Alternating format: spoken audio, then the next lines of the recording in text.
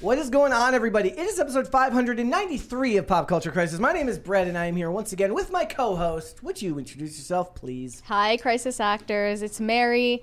Today we are planning to talk about Boston Dynamics' new line of robot sex dogs. And with us in this conversation is Phil Labonte. No. Okay, we're not going to talk about it. No, remember, I said breedable robot sex dogs.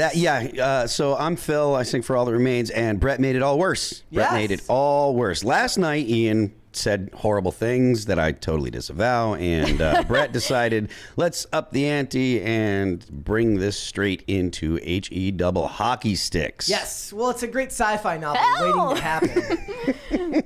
It's Robot sex dogs from hell! Be my band name. Someone said that in my messages last night. If I had a metal band, Robot Sex Dogs from Hell would probably be a good one. There you go. Yeah. If you haven't seen the clip of Ian, it just sounds really confusing right now. Yeah. But we're not going to show it. I would aspire to have Ian's level of stream of consciousness, his ability to speak and just kind of say whatever. Like even when I'm talking, I'm like overanalyzing how it's going to be perceived, like sentence structure, things like that. It changes depending on what we're talking about. I wish I could be as stream of consciousness Chad versus thinks before he talks incel. That just hurts, dude. That just hurts. I'm out of here. I quit. Sorry. Guys, before we get started, we have a bunch of stuff to get into, but hit the like button on this video and subscribe to this channel if you have not done so already. Do so to prove that you are not an incel, like Mary was just saying. So only Chads like the video. Exactly. Like those who like the video will prove themselves not to be incels. So hit the like button, subscribe here. If you have not subscribed here already, please and thank you. Remember, all super chats $20 and over. We will interrupt the discussion. We will read those super chats right then and there, and then we will do our very best to get it back on topic. Perhaps you have an idea for a band name for Phil to share. You know, like how like certain artists, they have like more than one group, right? Like I enjoy Noel Gallagher's solo stuff more than I like Oasis. And people move on to other groups. If Phil's going to have like a second group, you got to give him band name. By the way, what do you think of Tillian and Dance Gavin Dance splitting? So I don't know. Tillian's cool. We've met and talked and stuff, and he's pretty vase, to be honest with you.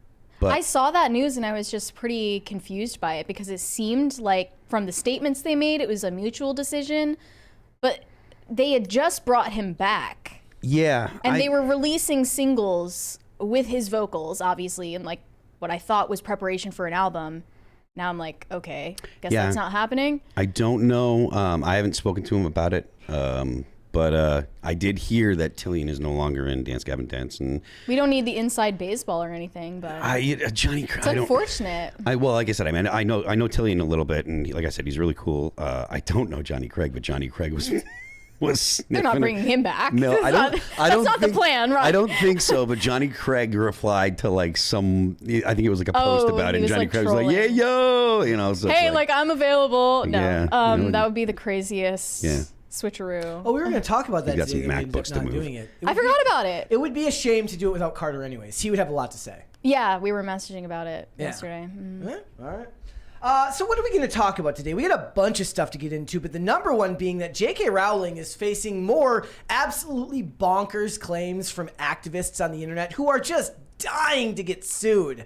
It seems it's crazy. Like they're just like, sue me harder, daddy. Like she has proven that she is willing to go there and like sue people into oblivion because she's a billionaire and can. My favorite part of it though, when those things happen, is that the people who end up getting sued are the most bombastic speakers on Twitter who use the most ridiculous Twitter speak that just sounds full of spite and bravado. And then when they issue their retraction apology, it's the most like prepared. Tail between their legs. Yes. Yeah. So we're going to talk about that. Taylor Swift's album did in fact leak. And in fact, X was deleting things and wouldn't allow Elon you to is a simp. He is. Every time someone else's album gets leaked, it's crickets. They don't do anything about it. But when it's Taylor Swift, that's different. I think that Elon is enough. Have you ever seen the meme? It says Elon is the I'm not like most girls of billionaires. Literally, yes. So I think what it'd be is he'd be like, I'm a Lana fan all the way. Oh, okay. I think Elon is Lana coded.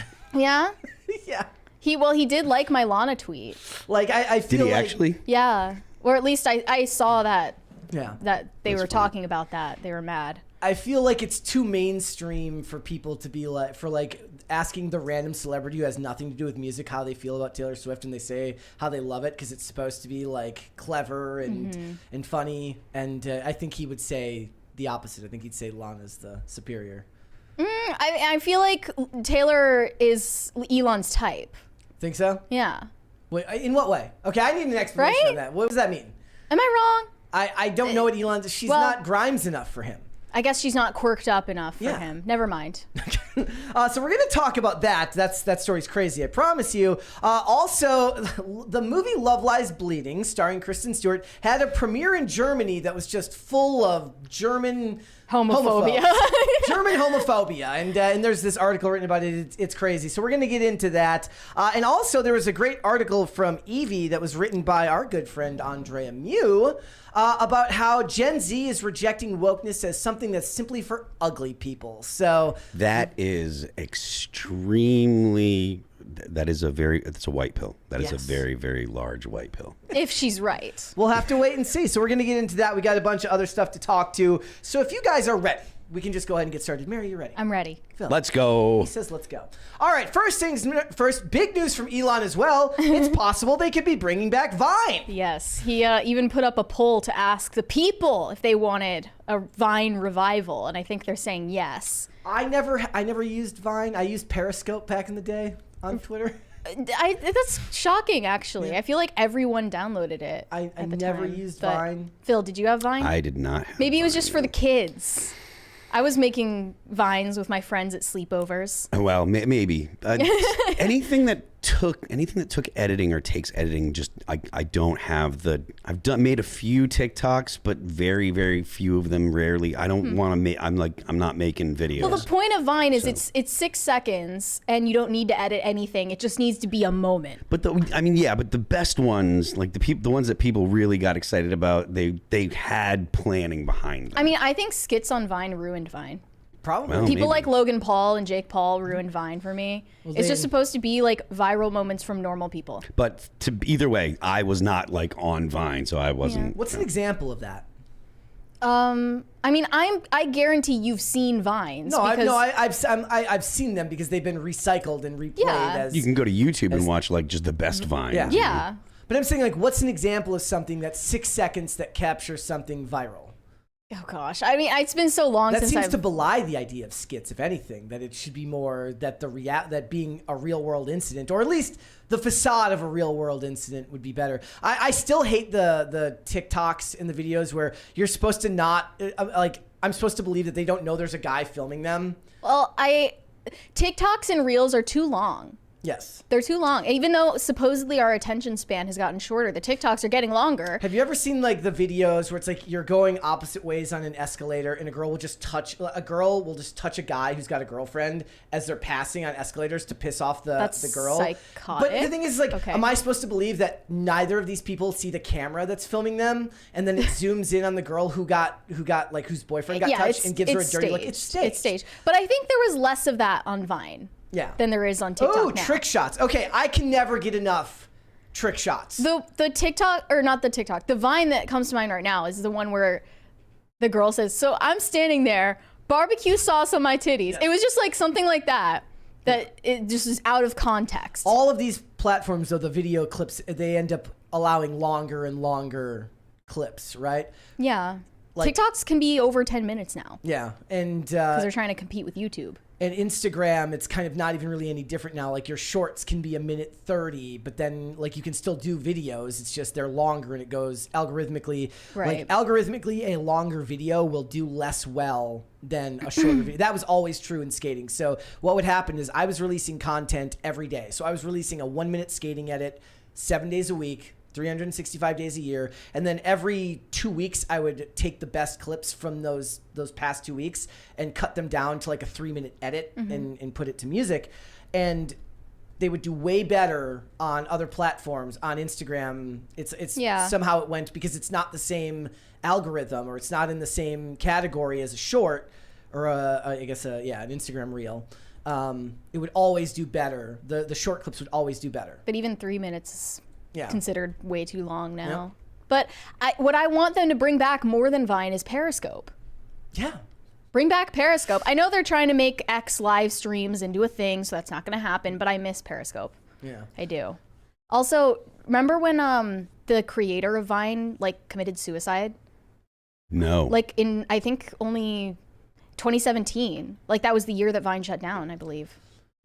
I didn't know that. I feel like there should be there should be a mini series about Vine by now, right? Yeah. There should be a Hulu documentary. They made one about WeWork. Yeah. So yeah, you remember that? Hulu, I do remember that. The one starring Jared Leto. I've been planning to watch that for a while. Hulu makes documentaries about all of the there's the one on Uber, there's the one on yeah. Mm-hmm. Yep. All right. So in Shill news, and I do mean Shill, Disney's Snow White is reportedly doing something different with the poison apple, and then it also adds the film was also praised for being great. This is from one of the scoopers. I just don't understand what this sentence means. If the movie's not done, how can it be being praised for being great? They just restarted a whole bunch of stuff recently.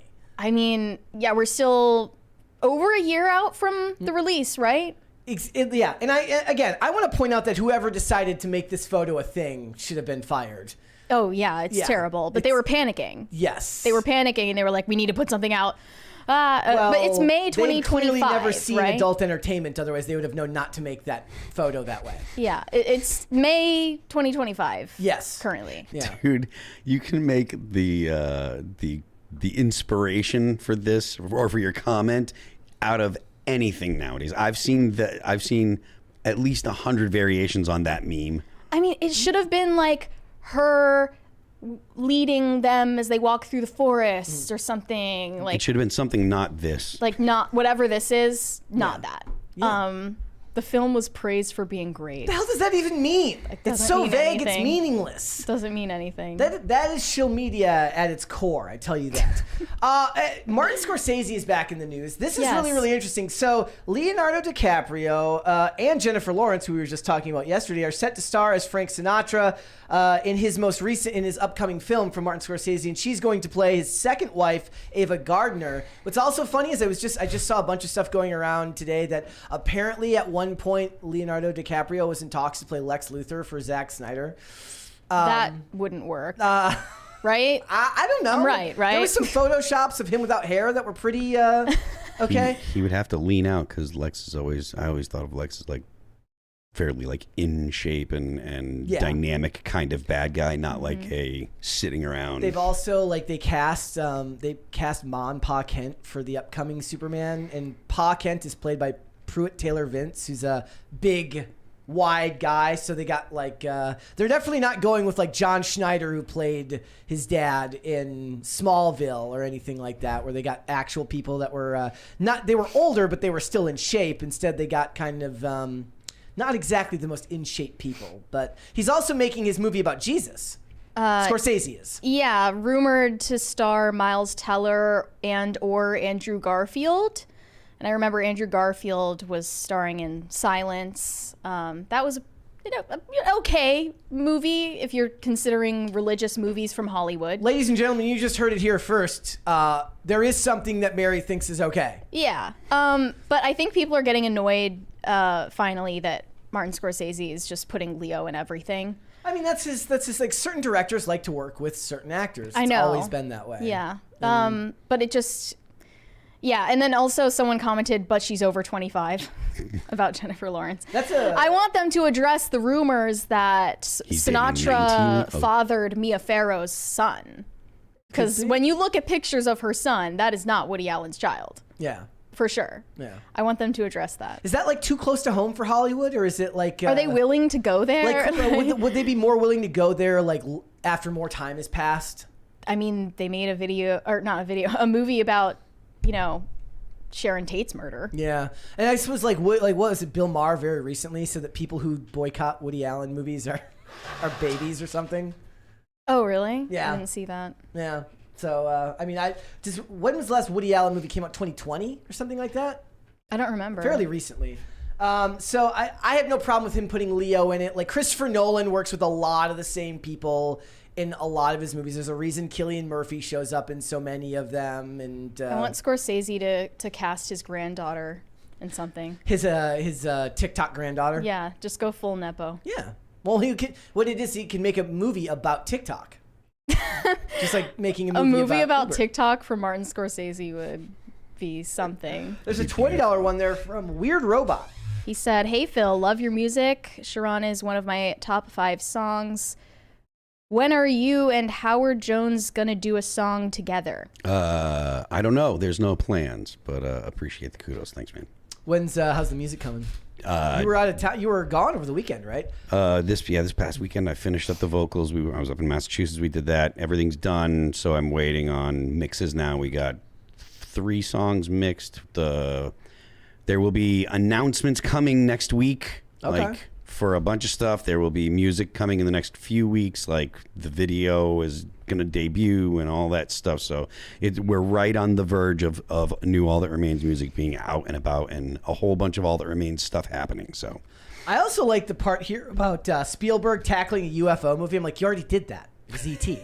I mean, yeah, but like it's trendy to talk about UFOs now. E.T. So. Yeah, and Electric also Boogaloo. it's perfectly fine to lie about doing things the first time again. Now, like it's That's like, oh, true. this is a first. No, it's not a first. Like E.T. 2.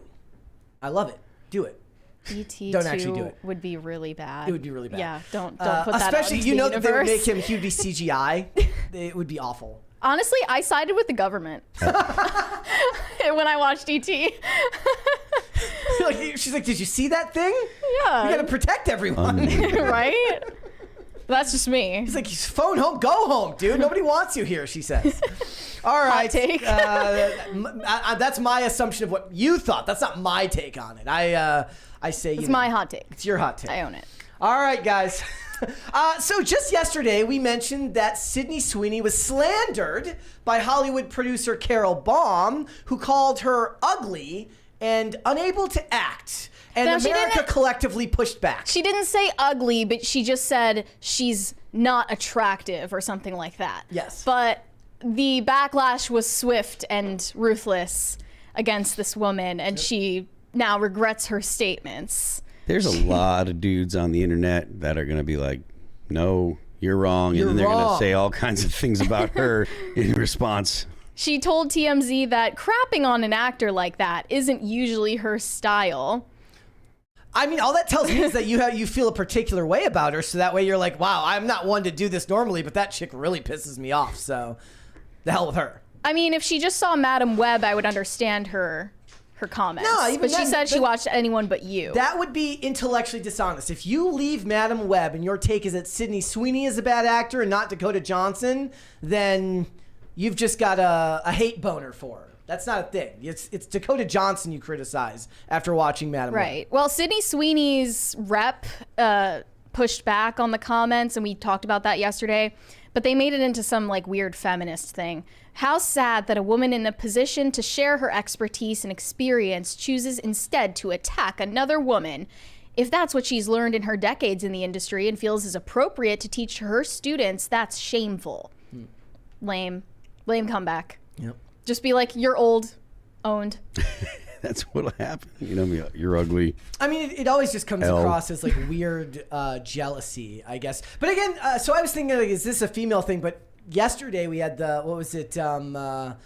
Brian Cox was like Talking trash about Joaquin Phoenix. sucked in, but he didn't say he's ugly. He just said he wasn't good in this movie. He said Okay. he did a poor job playing Napoleon. Yes. Which To is like understate. one performance. I don't think he's Yeah. saying like, he's not saying that Joaquin Phoenix is a bad actor. He's saying that his performance in this particular movie wasn't up to I could have snuff. done it better. I can't imagine, like, it's so weird that an industry that's as scared of its own shadow of like saying the wrong thing, that there's actors that go out there and just dunk on people. Like, what if you end, like, there's no saying you won't end up on the same set one day. Like, the way I see it is like, that might be the ultimate sign that they don't really care, or that they're either very confident or don't care. Cause like, the way I would see it is like, if you're an actor of a certain caliber, like, you're going to be like, okay, I can't really offend a bunch of people because, like, a good casting director is going to have to worry about, you know, are these two going to get along on set?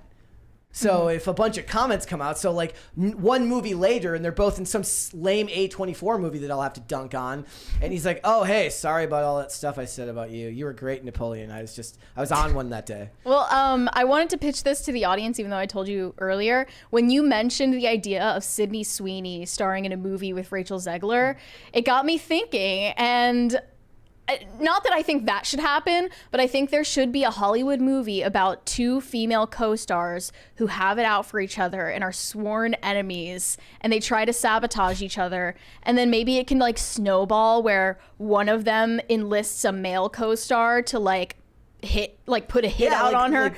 Like the dumb one is like, this guy that plays a hitman in the movie, maybe I can hire him to take out this girl. Yeah. You guys ever hear the ice skater that had her knees taken out? Yeah. Tanya Harding. Tanya Harding, that's it. Something like that? An I, Tanya of Hollywood. I think that would be a great movie. All right. Yeah. It would be too honest, though. Yeah. There's honestly probably an actual incident like that I'm not thinking of off the top of my head. There'd be so much material because all of these people who are writing it write what you know, right? They've seen this happen. Yeah. But when you're on a press tour together, you have to act like BFFs. If they added like they're doing the press tour and they're like going to war with each other, I think it would be great material. Yeah, they could kind of play for up, like a dark comedy. They could play up kayfabe where they go on the press tour and they like hate each other. Yeah, as soon as the cameras stop rolling. Yeah. Yeah. That's awesome. All right, let's talk about Molly Ringwald. Yes. So Molly Ringwald recently was on a panel for Variety where she said that 80s teen movies were too white, and if they were remade today, they need more diversity. And you might know her from Pretty in Pink, 16 Candles, The Breakfast Club, all of that. Every John Hughes movie that gave you any level of comfort when you were a child is they're coming for it, my friends. They're not going to allow you to have those things. Let's look at her comments. There we go. Those movies, the movies that, I'm so well known for, they were very much of a time, and if you were to remake that now, I think it would have to be much more diverse, and it would have to be, you couldn't make a movie that white. Really very white. and they don't really represent, what it is to be a teenager in a school in America today. I don't. You know what she just said, right? She said detentions are a majority of minorities. That's what she's saying. If you go into detention and it's all white people, it's not accurate. So really, she's the racist. I think. So true. So, Yes, queen. Yeah, and then everyone clapped. What she did at least 2 pauses in there where she was waiting for clapter in the middle. Where she's like, it's really very white. It was so bad.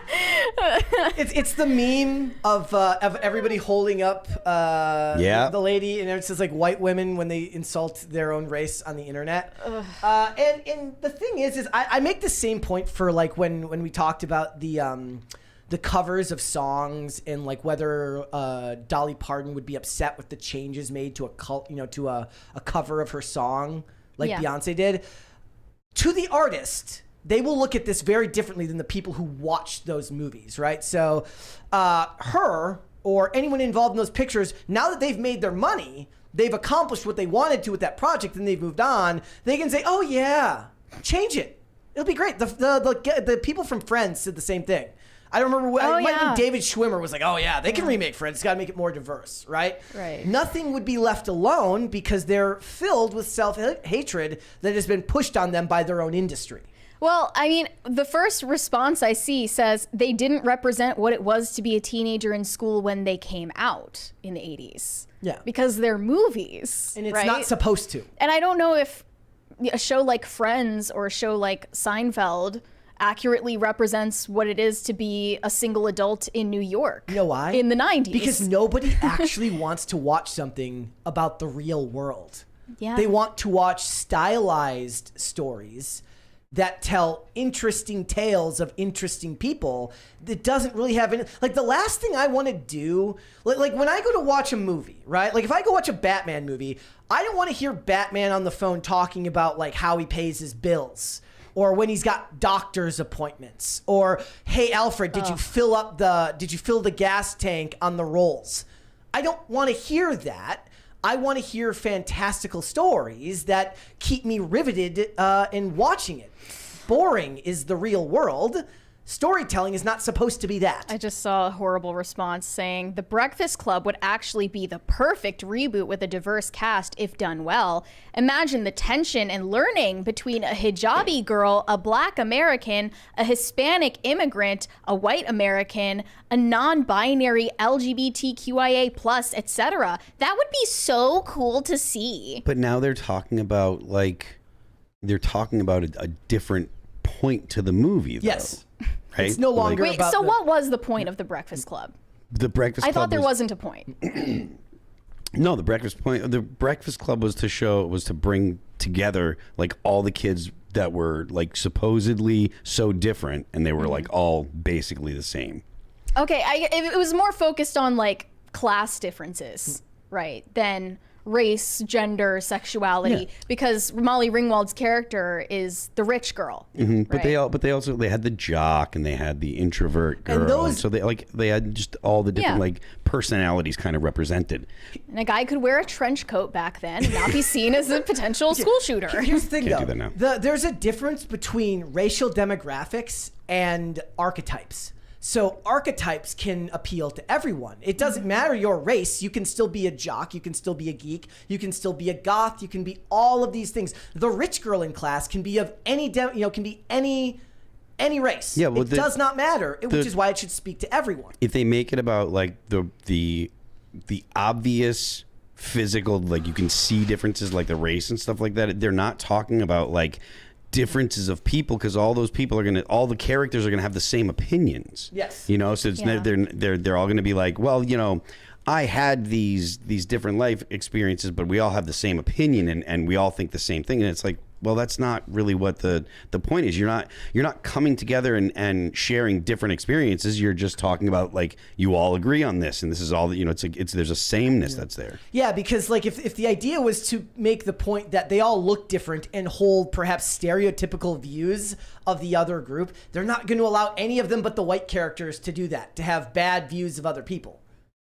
Yeah. Well, wouldn't they make the white character stereotypically like Yeah, but there has to be or more. There has to be more conflict. closed-minded? Yes, but there has to be more than one conflict in the movie, and all the other characters wouldn't be allowed to have those flaws. Not in any real sense. They couldn't make a Breakfast Club reboot of Gen Z teenagers now, primarily They because wouldn't give them detention anyways. well, true, they don't get disciplined anymore, but also Gen Z teenagers don't even have cultural differences anymore because subcultures have been totally flattened out Yep. in favor of, I guess, what your For You page on TikTok looks like. Yep. It's just the person with colored hair and the person who doesn't have colored hair. Like they don't have subcultures of music, of dress, because you're not allowed to anything. gatekeep anything anymore. You have to allow. Now everybody's invited to everything. and bullying doesn't exist anymore because of the anti-bullying campaigns of the 2000s and 2010s. So, I mean, maybe I'm wrong. Let me know if any of you guys have like teenage kids. But my perception right now is that bullying doesn't even exist in modern day high schools. And there's a certain level of virtue signaling that comes from something like this that is just so unbelievably modern Hollywood to me, where like I wonder what Emilio Estevez has to say about this, right? Because his name is Emilio Estevez. Was he not diverse back then? Does he not count as diverse? Well, if you're white passing, it doesn't count. Ah, okay. So it's about how they look, not about actual diversity. I get it. Also, the soundtrack would likely suck this time around. Oh yeah, it would be like Olivia Rodrigo and Billie Eilish. Just not. You can't do it again. There is also an unbelievable lack of gratitude to this type of perspective, right?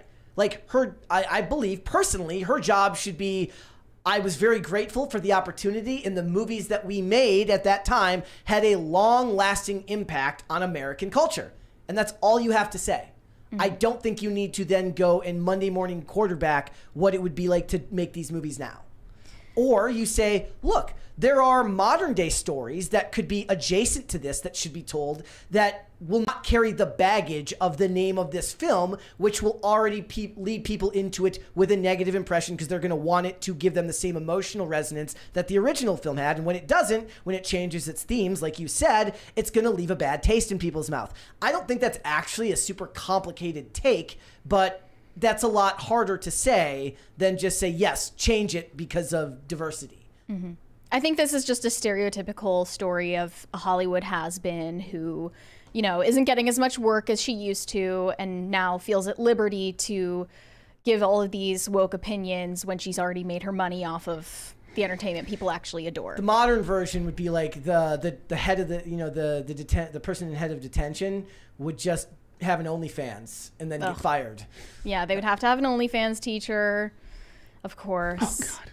All right, let's go ahead and move on then. So Alan Ritchson is back in the news. If you don't know who Alan Ritchson is, he's the star of Reacher, and we did a video earlier this week. He seems to be going out of his way to deliver all of the opinions that are wrong for his demographic of fans. Personally, at least that's the way that Well, do you think looks this to counts? No, I don't know where this fits on the spectrum there, but Alan Ritchson blasts the MCU. He says, I sit back and yawn at Marvel Studios regurgitating comic book stories. I also feel like this is like, it's safe to say this now. Yeah, now that everyone kind of agrees. Yes. It's like not the first time I've heard this opinion, but this is from his recent interview with GQ. Like everybody else, I sit back and yawn at Marvel movies regurgitating comic book stories that we've seen 1,000 times because they're the only way studios feel they can make money. I want to be a solution. I want to do something about it. So I'm using every bit of leverage that I have to create new, compelling stories. That's my mission. Which is funny because what he really wants more than anything is to play Batman. Yes. I actually think he would be a great Batman. But that's not an original new story. That's like, it's going to be the same thing it always is. They're like, we're gonna adapt The Long Halloween. We're gonna The Dark Knight Returns. Yeah. It's the same thing every time, right? Like DC movies are honestly, in my opinion, just as bad as Marvel movies. They just make less money, and even Marvel movies are failing. No, DC movies are much worse than Marvel movies. You think? Yes. Aquaman 2 flop. I'm not saying that Marvel, like every Marvel movie is good, but I think Marvel's had some great movies, whereas I don't think recently. No, I'm not. I'm saying talking about all recent releases, as in like the last. I don't think DC's ever really put out good DC movies. I think Man of Steel was decent. But like, you mean other than the Dark Knight trilogy? Yeah, other than the Dark Knight trilogy, like, because that's kind of standalone. I mean, I know that Batman's in the DC universe, but like, that's not like the JLA stuff they've been putting out. Like even Wonder Woman DC and is stuff. Well, Wonder Woman was good. The first Wonder Woman was good. A lot of people would say that prior to 2016, DC's bag was animated movies, which they were. They were much better at doing animated films. Mm-hmm. But the MCU just has more cultural clout than DC. Yes. But that's a creation of the MCU. That's not because of the characters or anything. Or this. What do you mean a creation of the MCU? So they have the cultural clout, not like, so before Tony Stark, before Robert Downey Jr. was playing Iron Man, people didn't really care about, like, the country didn't really care about it. So it's like it was all Marvel that built that. Right, yeah. And but it's in the same period of time, both franchises have gone downhill at the same time. A lot of people would just say that the DC universe never took off with the Justice League, with that's kind of, Batman versus Superman. But like The Rock thought that he was the Black solution was, for DC, and now Alan Ritchson is going to try his hand, and it's just...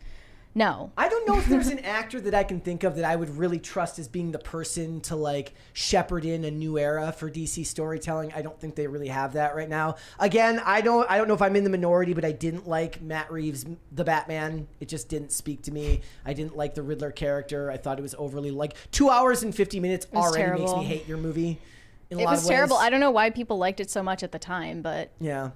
Yeah. Aesthetically, I will say that it visually pulled off a great look with its aesthetics, but that doesn't make a good movie automatically. Mm-hmm. And when it comes to Alan Ritchson, like, he does really, really well as Reacher, but I don't know. I wonder if I would actually like him more if you could see a more brutal side of him playing Deathstroke. like he's built in a bigger sense. I might like seeing him as Deathstroke instead. But Batman, I guess he could pull it off. They're certainly not going to get Armie Hammer anymore because that was in consideration. He a lot of people for a long time fan casted him as Batman. That's funny. So I look at this and I just see a dude who looks to have all of the right Hollywood opinions, and this is like his version of an edgy opinion when everyone knows that Marvel movies have been garbage for a long time. Yeah, wasn't it Martin Scorsese who first got hate for saying the same thing? I mean, he wasn't even really criticizing the movies as much as he was saying they're not films, they're just roller coaster spectacles, they're not actually art. I would argue that he's wrong about that in certain senses. It's art. It's just bad art. That there are Marvel movies that are really good. I will always say that Winter Soldier is not just a good comic book movie; it's a good film. It's what makes the downfall so bad is watching the way that Nick Fury goes from being a very serious character in that film to being a complete joke. And when I heard him say Black Girl Magic, I'm like, this is not the same guy who in a previous film argued with Steve Rogers about the horrors of war and the sacrifices that the greatest generation had to make for their country. And then I hear him talking about Black Girl Magic. I'm like, that's fundamentally a different person. Yes. Right? That's the problem when you keep a character on board through 9 writers. And one of the things they used to say is like all Marvel movies feel the same. To an extent, visually, they did have a lot of the same aesthetics. But how can they all feel the same when that character feels so in place in one movie and so out of place 10 movies later? Because it's not what it used to be. It doesn't have any of that same feel of familiarity that it had in the earlier movies that felt repetitive but kept you inclined to paying attention because it all felt like it existed in the same world. Mm-hmm. And it doesn't have that anymore. And DC definitely doesn't have that with their storytelling, and they can't get stuff off the ground anyways. I just saw today, however, that James Gunn was talking about the debut of Superman and all of this stuff. And again, James Gunn isn't the person I would have chosen to launch a Superman movie, and we can end up seeing where that goes. But we're a long way off from casting and then filming Batman in their world anyways. Like, we're not going to see that for 3 to 5 years, I would guess. If it takes 2 to 4 years by the time it gets done, production, filming, everything's through. So he's just... a lot of people are saying that him and all his opinions that he's saying lately, the stuff about cops, the stuff about Trump, this is him basically saying, hey, me. I want to play pick Batman. me. He's literally being a Hollywood pick me. He is. He's the biggest, bulkiest pick me you've ever met. I still love it. I love him as an actor. I still think he's good at his job. I hate the idea of that being true. Maybe you might be correct. I don't know, but I hate the idea of that being true. He is also, I like how this article throws shade and says recently admitted to testosterone to help him get jacked for his Reacher season 2. They just throw it. It's got nothing to do with the article. They're just like, we don't like this dude, so we're going to dunk on him. That was new information to me, though. No, he's, there was, I mean, that's not even new information. That was like 6 months ago. Okay. That came, he was giving an interview and was talking about TRT, stuff like that. At least you're being honest. Yeah, of course. So we'll have to wait and see where this comes. But my idea for Batman was always, like, when it came to DC movies, wasn't to even introduce, because he's such a crutch for them anyways. Like, they can't sell, like, in their comics, you have DC Comics and then you have Batman. Batman basically keeps the company afloat in a lot of ways. I thought what they should have done is use Batman the same way they use Nick Fury in Thanos and make him a post-credit character in all of the solo films leading up to the introduction of Justice League. That would have been great. So what you do is you have him, basically in each movie, you have him documenting each of these new, metahumans that are appearing and build like a wall in his, in the Batcave and start tracking them all and build stuff in all of those films from Aquaman to Flash to Wonder Woman, and then do Man of Steel after that. And then you have Man of Steel first, and then you have all of those. And in all of them, he's searching for kryptonite. All of that leading up to finally doing Batman vs. Superman like 5 or 6 films in. But you don't even have to actually show him in those post-credit scenes until you actually cast the actor, because you could just film from the back of his head. He's wearing the cape but no cowl, and you can do that without actually casting him. But they were too quick to jump the gun, and they wanted to get Batman out there. We've got a $20 from Rhaegar Targaryen.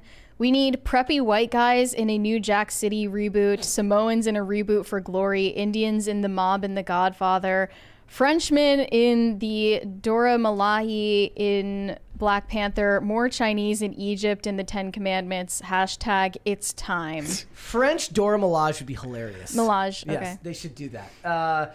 And I'm yes, Chinese. That's perfect. We have all sorts of diversity that can come out. It's gonna be great. It's exciting. All right, let us move on then, shall we? Phil, I'm interested to hear your take on this because we actually talked about something similar at one point. For the 40th anniversary of Terminator, James Cameron, they call him Jim Cameron, which I feel like is them throwing shade at him. James Cameron regrets fetishizing guns. So basically, he's like stupid. Yes. Okay. So this is what he says. It says we shared a quote from the Terminator 2 Judgment Day writer-director James Cameron where he expressed regret about some of the things he brought to the screen in those movies, meaning Terminator 1 and 2, because those are the ones he actually directed. It says, now that we have some positive news to share regarding Terminator, this is from a place called Superhero Hype Reports. The comic book license has been acquired by Dynamite, and this is what he said. Well, here's his actual quote. I look back on some films that I've made, and I don't know if I would want to make that film now. I don't know if I would want to fetishize the gun, like I did on a couple of Terminator movies 30 plus years ago. In our current world, what's happening with guns in our society turns my stomach. It's so dumb, and I hate it. I hate everything about it. You know what sucks is like when you're really good at art, when you make something look as cool, like something you hate look as cool as he did, which is Arnie with the sawed-off shotgun on the motorcycle, and that's cool in every timeline. I don't care what you say. Like in every timeline, I don't care how violent the world is right now. Arnie with a shotgun on a motorcycle and sunglasses and a leather jacket looks cool. Okay, and it's funny because so I was going on all week about how Terminator Salvation is the only good Terminator movie after Terminator 1 and 2, and I posted this picture because I was like, this picture rules, like of him, like basically he's taking out a Terminator. Yes. And it's awesome. It's dark. It's violent. It's part of a dystopian future that they actually show, and and he didn't even make this one. That's the funniest part. Like, so I was watching it, and the first thing I noticed is like they went this direction where all the handguns. So all like Moon Bloodgood's characters, she's got these tiny hands and she's carrying a Desert Eagle, and he's using an H&K MK23. So they're using large handguns, large rifles, because that's what you want in a movie like this. And it's got nothing to do with fetishization. It has everything to do with... What would constitute fetishizing a gun? I bet you if you asked him, John Wick. How? Because there's a lot of attention paid to the actual firearms that are in the video, and people that love guns love those movies because of that. Yeah. Okay, but that's just making it accurate. Exactly. To reality, right? Yeah. No, you're 110% right. And people point out that you can tell these stories and you can use weapons in a way that is accurate. What is it that makes it fetishization? I don't know. Is he just going to only make movies that don't have guns in them now? I don't know how you make. I don't know how you make According to him, Terminator. what's acceptable? How do you make Terminator without guns? You can't. You don't. You don't make Terminator. You don't make Terminator 2 without guns. Like, what are you talking about? I didn't even show the best part of it. So in that scene where you see him with the rifle, like right before that, as it's chasing him, he jumps through the like the hull of a helicopter and gets behind a minigun and just starts blasting it with a minigun. Yeah. And I'm like, this rules. Yeah. And every dude in the world thinks this rules. Yeah. It's weird that this comes from him, though. I mean, I guess Hollywood just, conditioned and indoctrinated him, but he comes from a blue collar background, right? I mean, that's 40 years ago. It's like, it's too late. That's for him, I guess. Gone for him, right? Like it's, I mean, it's kind of, people say the same thing about Eminem. He had a lot of music early on that was more violent, more angry. And then he's Eminem today. Yes, which is very, very different. Like his stance on guns has changed over the years. He had music that talked about constitution, like the fact that him being a felon meant he didn't have a right to carry a gun, which he found to be a problem. And it was about cops being able to search his car without cause. And I was laughed because like I like the idea that after he gets done rapping, he takes off his clothes and he's just wearing a suit and he goes and he's a constitutional lawyer in Detroit somewhere. Like I like that idea. But then of course his views changed because he's he grew up and now he has different views. I mean, I think that James Cameron's Avatar movies fetishize climate catastrophe propaganda. James Cameron's Avatar movies are just a straight up rip off of Pocahontas, and he shouldn't be embarrassed for making them. Like it's transhumanist Pocahontas. Yeah, it's not creative. It's not like it's not new. It's not creative. It's just I thought those were terrible, terrible movies. We got a $20 from Justin Seagraves. He said, "Hey folks, sorry I'm late. I was busy doing busy work. First time catching y'all live with Phil on. Hi. Tell their effer raw for me. Tell that effer raw for me. He'll know what I mean." Hoorah. Hoorah. Yeah, you just said raw. It's just a Marine Corps thing. What I think one of the biggest problems with Hollywood is they have an issue with the fact that the things that they don't like are the things that are inherently interesting.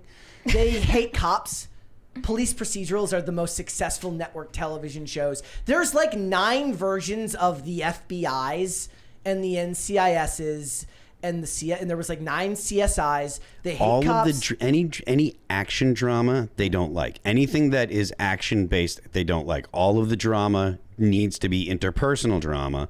There's no action drama, and that is purely a reflection on the feminization of the people that decide what stories are going to be told and what aren't. And they're responding. I don't think they're actually responding to market forces. They're responding to activists in the industry. Yeah. So activists are dictating to studios what type of movies they want to see being made. You see moviegoers kind of rejecting this stuff, at least to some degree, because they're the numbers of people that are going to movies and stuff are down. And I understand that it's more than just the stories, but people would go to see, better stories, and you hear people complaining about the stories all the time. We got a $20 from Gordon Shumway. He said, "Okay, hear me out. New Terminator movie. Skynet sends the T-5000 go back and disguise itself as a therapist, convinces John Connor to transition, puts him on puberty blockers, and he dies in affirmation surgery." Well, you know what it is? Did you see that story not that long ago about the surgical device, the mechanic, like the robot surgical device that killed somebody on the table? Oh. It was the Terminator just took over the surgical device and kills him on the table. We got another one from Adolfo Batista. He said, "Terminator 2 is my favorite movie as a child." Also funny that back in the day, movies like Terminator and RoboCop had toy lines for them that were marketed to kids when the movies were definitely not for kids, because a PG-13 movie or a PG movie meant something very different in the 90s, or I guess in the 80s, right? And I don't remember what T2 and T1 were in the theaters. I don't know if they were R-rated, but it didn't matter because kids were seeing them anyways in a lot of respects. I also think it's funny because what it says to me is, for a lot of creators, their disgust for these types of films just means that they don't have the skill to actually tell the type of story with those themes that they want. There was a movie that came out this year from last year from David Fincher called The Killer, about an assassin that is essentially a character study. And there's very little action in it, but it's fantastic. He can do that because he's a really good director. I think that, as you said, their disgust for action, any type of action movie, it really is just a poorly disguised revulsion towards masculinity and specifically male aggression. Even if it's justified in the story, right? Like, even if it's a man who is being aggressive or violent in defense of good principles or in defense of helpless people, doesn't matter. It needs to be erased. Okay, I have an exception for you. So Guy Ritchie's got the Ministry of Ungentlemanly Warfare coming out this weekend. Extremely violent, but as long as they're killing Nazis, if the violence is toward Nazis, you're there you allowed. go. There's your exception. And they say they're like, look, we don't like guns. We don't like violence. We definitely don't like men looking masculine. But if you say the word Nazi 7,000 times in the film, we'll give you the money for funding. And he's like, all right, fine. You got a deal, right? Yeah. That's what it is. I laugh because you're never going to get this era again. So remember, guys, T2, T1, Salvation, Terminator, The Sarah Connor Chronicles, starring. Thank you. Thank you. Starring Summer Glau. All right. Dance, Brett. Dance, monkey. Sarah doesn't dance, so we all have to dance. To make up for it. Yes. All right. Let us move on then, shall we? Cringe of the day. I think I had a cringe. Did you have a cringe? Did you send me? I think I put one up. I forget. Okay. Here you go, guys. I don't know what this is from or what this is supposed to be, but it made me laugh.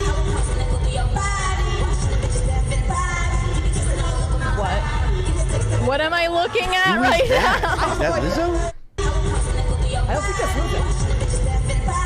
And it's a pride event. Of course. There you go. Okay, great. You're welcome.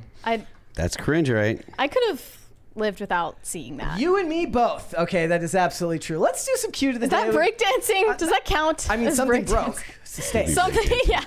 Stage break. Something broke. One of it was my will. Yes. All right. Boris Ivanovich, Rodensbane, Demon Lord of Entropy. Sorry, Mary. That's what this says. What do you mean, sorry? I don't know. Aw, I love the mane. Yep. Aw. Oh. Cute. That's one fluffy cat. That's That a is. very fluffy cat. It's a lot of Goodness fluff. gracious. Oh my goodness. All right. Rodensbane is a great name. Let's do one more here. Okay. This is from Weekend Josh. Says, this is Gus, a.k.a. Falcor. He looks like he's been through something. He's definitely had a long day. Yeah. He's had a long one. He saw our text go under. All right. Mary, why don't you tell us, now that we are 51 minutes into the show, ladies and gentlemen, tell us what the hell is going on with J.K. Rowling. Yeah, J.K. Rowling is getting slandered again. I know this isn't really news because it's constantly happening, but her haters have just hopped on a new bandwagon that makes zero sense. They're really going into like full meltdown. If you didn't think they were at full J.K. Rowling derangement syndrome, I think this is it. So I don't know if we're going to get flagged for saying this, but there's no way around it. They're calling J.K. Rowling a Holocaust denier. And I found this out because actually there is a film adaptation in the works for her kids' book, The Christmas Pig. And this announcement says, a film adaptation of The Christmas Pig, a book written by transphobe and Holocaust denier J.K. Rowling, is unfortunately in early development. I can almost respect the complete lack of bias. the complete bias. Yes. Well, Variety tries to hide it, but in their report on this film adaptation, they included a picture of her book on the stands with a half price sticker on the book. There's those shady bitches. The shade is real, ladies. Right? Like, they can't even hide how much they hate her when they're trying to report Correct. on something like this. But I didn't even know she had a kid's book out. So I didn't know about I only knew about the Corman Strike books under Robert Galbraith. Yeah, but she's just raking in the money and living her best life as usual. But I looked into more, why are they calling her a Holocaust denier? And the evidence, or I guess lack thereof, will shock you. I first saw this retraction tweet from a journalist named Rivka Brown. She said, on the 13th of March, I tweeted that J.K. Rowling is a Holocaust denier. That allegation was false and offensive. I've deleted it and apologized to J.K. Rowling. There it is. Replies turned off. Yes. And that, if anything, sounds like someone who got sued into oblivion by a billionaire author. With no F's to give, and had to return to their Twitter with their tail between their legs, humiliating themselves because no one can afford to get sued by J.K. Rowling. She's got endless money. It will Literally, just never like, run out. She's like, oh, I'm having trouble suing you. New check came in. Yep. Every time that someone issues a retraction like this, she trends on Twitter again, and all of her haters just they repeat the false allegation because they're trying to spite her. So I looked into this. Why is she being called a Holocaust denier? Here is a screenshot of someone replying to her saying, the Nazis burnt books on trans healthcare and research. Why are you so desperate to uphold their ideology around gender? And she quote tweeted this person saying, how did you type this out and press send without thinking, I should maybe check my source for this, because it might have been a fever dream. And they posted this as proof that she is a Holocaust denier. That's it. That's the evidence. That is it. That is literally all the evidence. And I mean, I guess that if you really look into that statement, did the Nazis burn books on trans healthcare? I guess in Weimar, Germany, they were doing experimental surgeries on people's genitalia. So yes. Listen, so taking modern concepts like transgenderism, the way that people understand it today, and applying them to the 1930s Germany is a misrepresentation of what's going on. Like, right, it's a total, obviously. because what they're trying to do is they're trying to say, oh, J.K. Rowling is a Nazi because Nazis attack trans people and she's attacking us, and it's just a loose association. The experiments that Nazis did on people that they considered subhuman were awful, but that is not in any way even remotely close to anything that J.K. Rowling is saying. It's just that she denies that there are trans people are trans people. She says it's something else. Anyways, there's a $20 one here from Cody Bedreau. It says cats are disgusting. They shit in boxes. I mean, yeah, but you could say that about dogs. They shit on lawns. So, there you go. Yeah.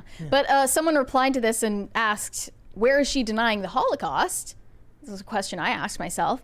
And they said she is denying that one minority was an actual target of the Holocaust. Like if she were to say, quote, Jews weren't targeted during Nazi Germany. And another one said, maybe not all of it. She seems to see some of it, just not the parts where they censored trans research and killed LGBT people. Trans research wasn't a thing in the 1930s. No. I mean, I guess the nascent form of gender ideology was in development at that time, but there was no concept of gender affirming care. Okay, that didn't exist. Yeah, that's 100% the case. This is like, it is taking something completely modern in a context that is only modern and applying it to a time in the, almost 100 years ago. It is totally BS. And they only do it so that way they can attack J.K. Rowling. It's all garbage. It's all garbage. And it's typical of the left. Like the left's arguments, they're not required to actually be substantial. All they have to do is make people listen and feel something, because it's all postmodern BS. I love this one from Dr. Quack Factory, which might be the greatest name ever for somebody so stupid.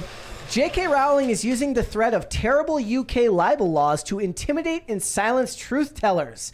The same laws helped Jimmy Savile get away with his monstrous acts for decades until his death. Yeah, pretty much the same thing, right? Like, terrible libel laws, meaning you have the ability to sue someone for libel in the UK. I don't know. It's so crazy to me how the audacity of these people, that they're not afraid of getting sued. Nope. Like, we have been kind of careful at times on this show not to say anything that could potentially, in some hypothetical world, get us into legal trouble. But they're just out here copy and pasting the same claims about J.K. Rowling that got someone else into a lawsuit. $1 billion. They're not scared of that. A lot of money. Well, the thing is, they probably don't have anything to lose. I mean, these you can people sue someone, but the activists are the people with nothing to lose. That's why we should actually be afraid of them. There is actually substance to that. Well, what did Jimmy Savile do? I don't know. But the point with stuff like this is they'll never leave her alone, and it's the battleground's never going to change because she loves Twitter.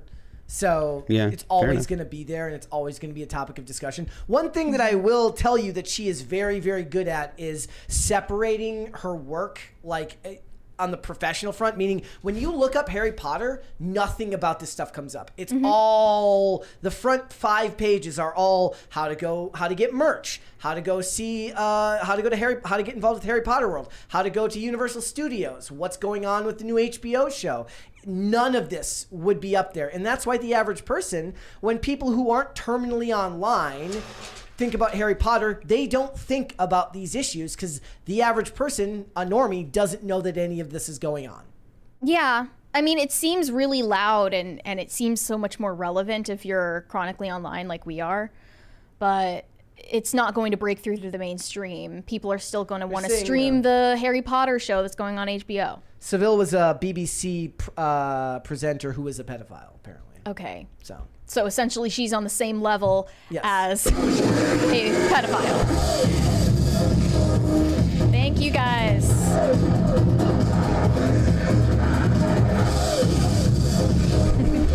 Just for the people who are watching this as it's clipped later, nobody's dancing over the idea of pedophiles. They're dancing because that's the crisis party going off. They're not related.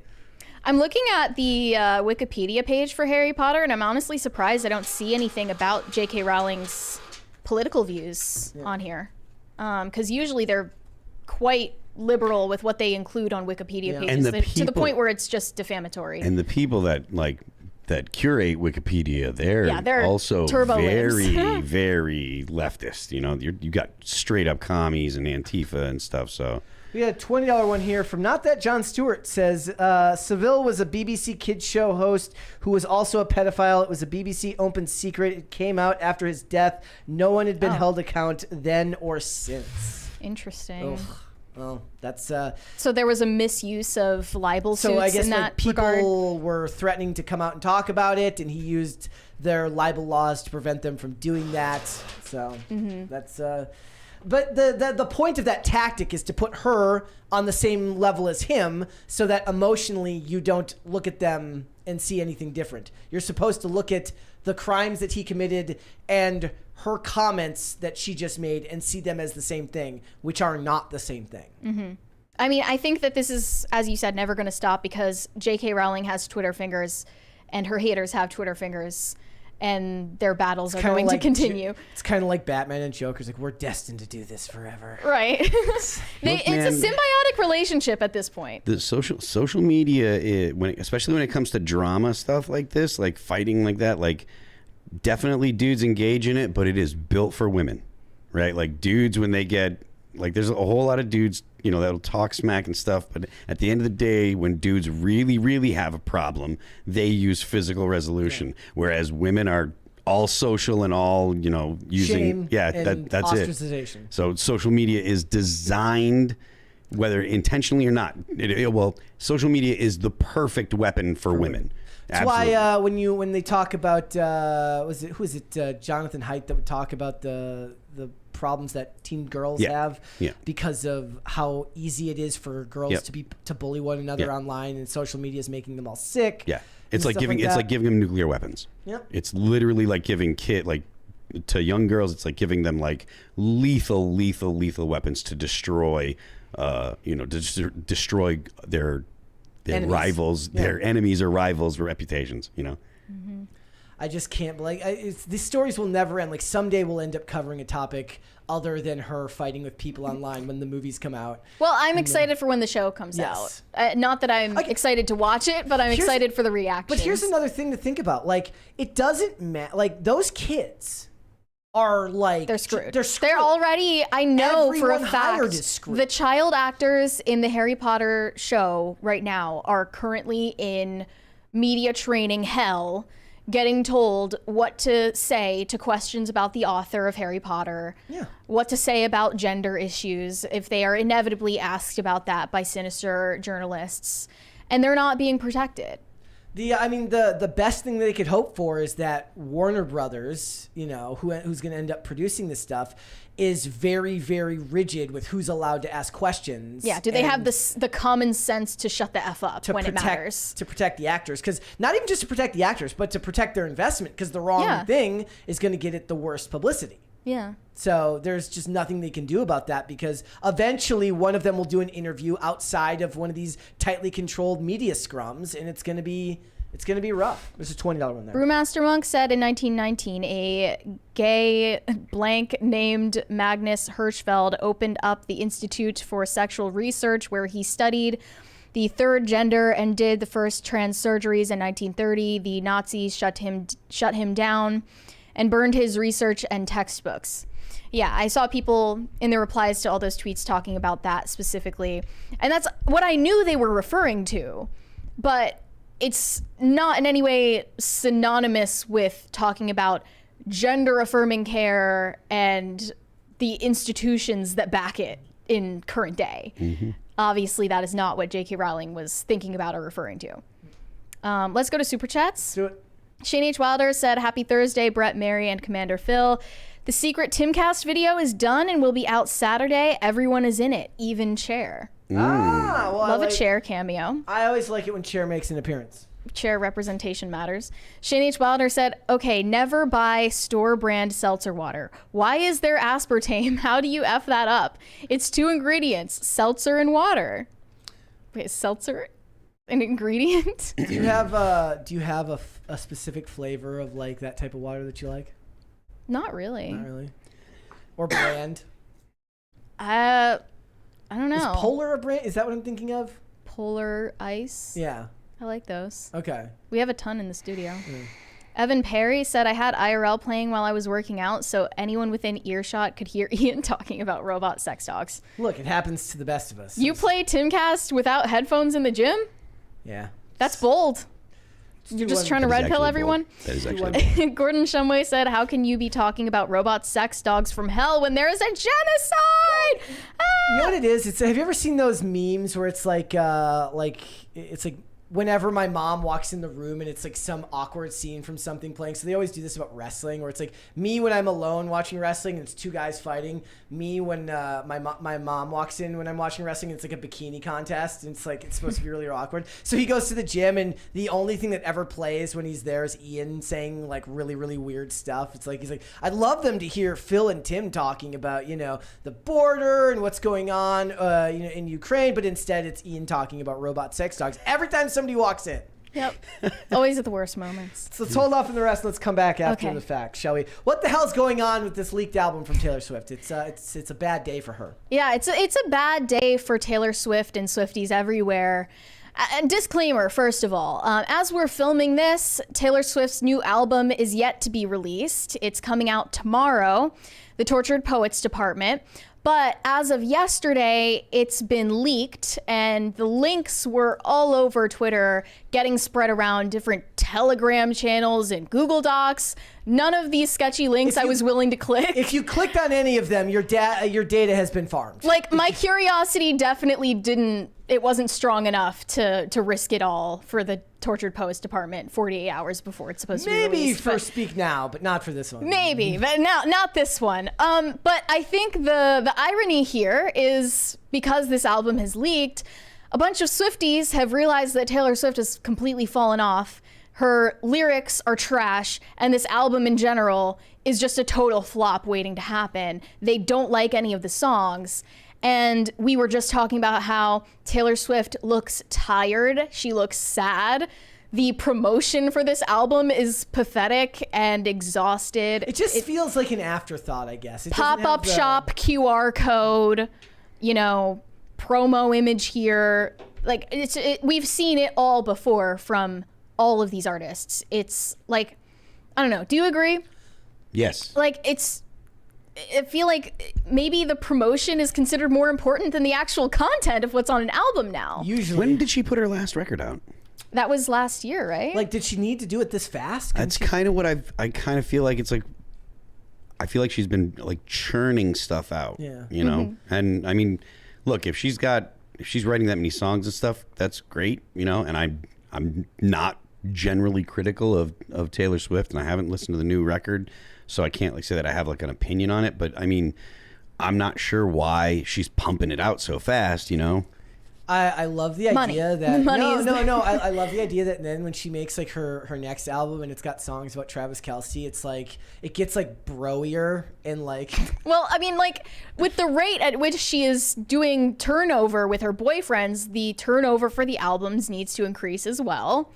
This is her 11th album. No, she was with the same dude for like 6 years before, wasn't she? That last dude she was with? Joe Alwyn. Yes. She's like, look, the album's in black and white. How hard can this be? So Swifties go into meltdown as social media is flooded with clips of songs allegedly taken from the highly anticipated 11th record. I don't want to show any of those alleged clips except for one of them, which is obviously AI. Oh, do you have that? We're gonna play that. Yeah, Taylor Swift ends Beyonce's whole career in new snippet from upcoming album. Here we go. This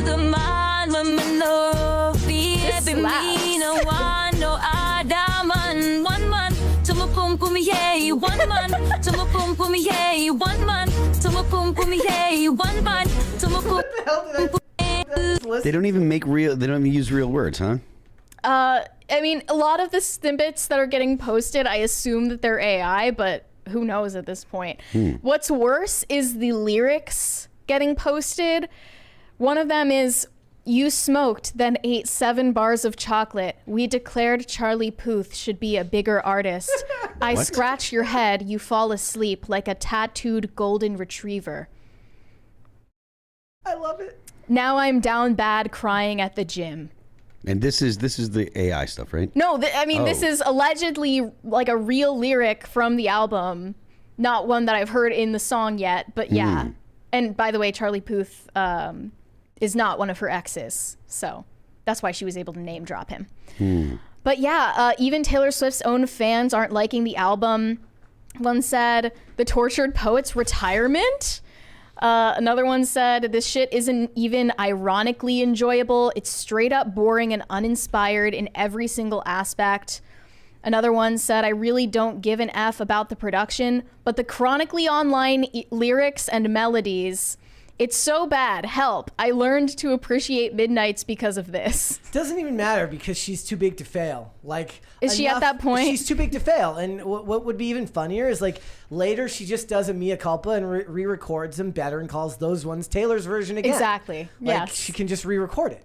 Is she too big to fail? She's too big to fail. Yeah. Like, yeah. financially, yes, of course. Like, too big she's to a fail. billionaire, but her catalog is so culturally- large. All she just has to do is never perform them live after doing one tour, perform some of them, and then find out which one of them is the least of a stinker and perform that one the But most, like right? culturally, Am I wrong about does that? she Like, stand a chance at losing her cultural relevance? No. Because we were theorizing it was astroturfed in the first place, especially toward the beginning of this year.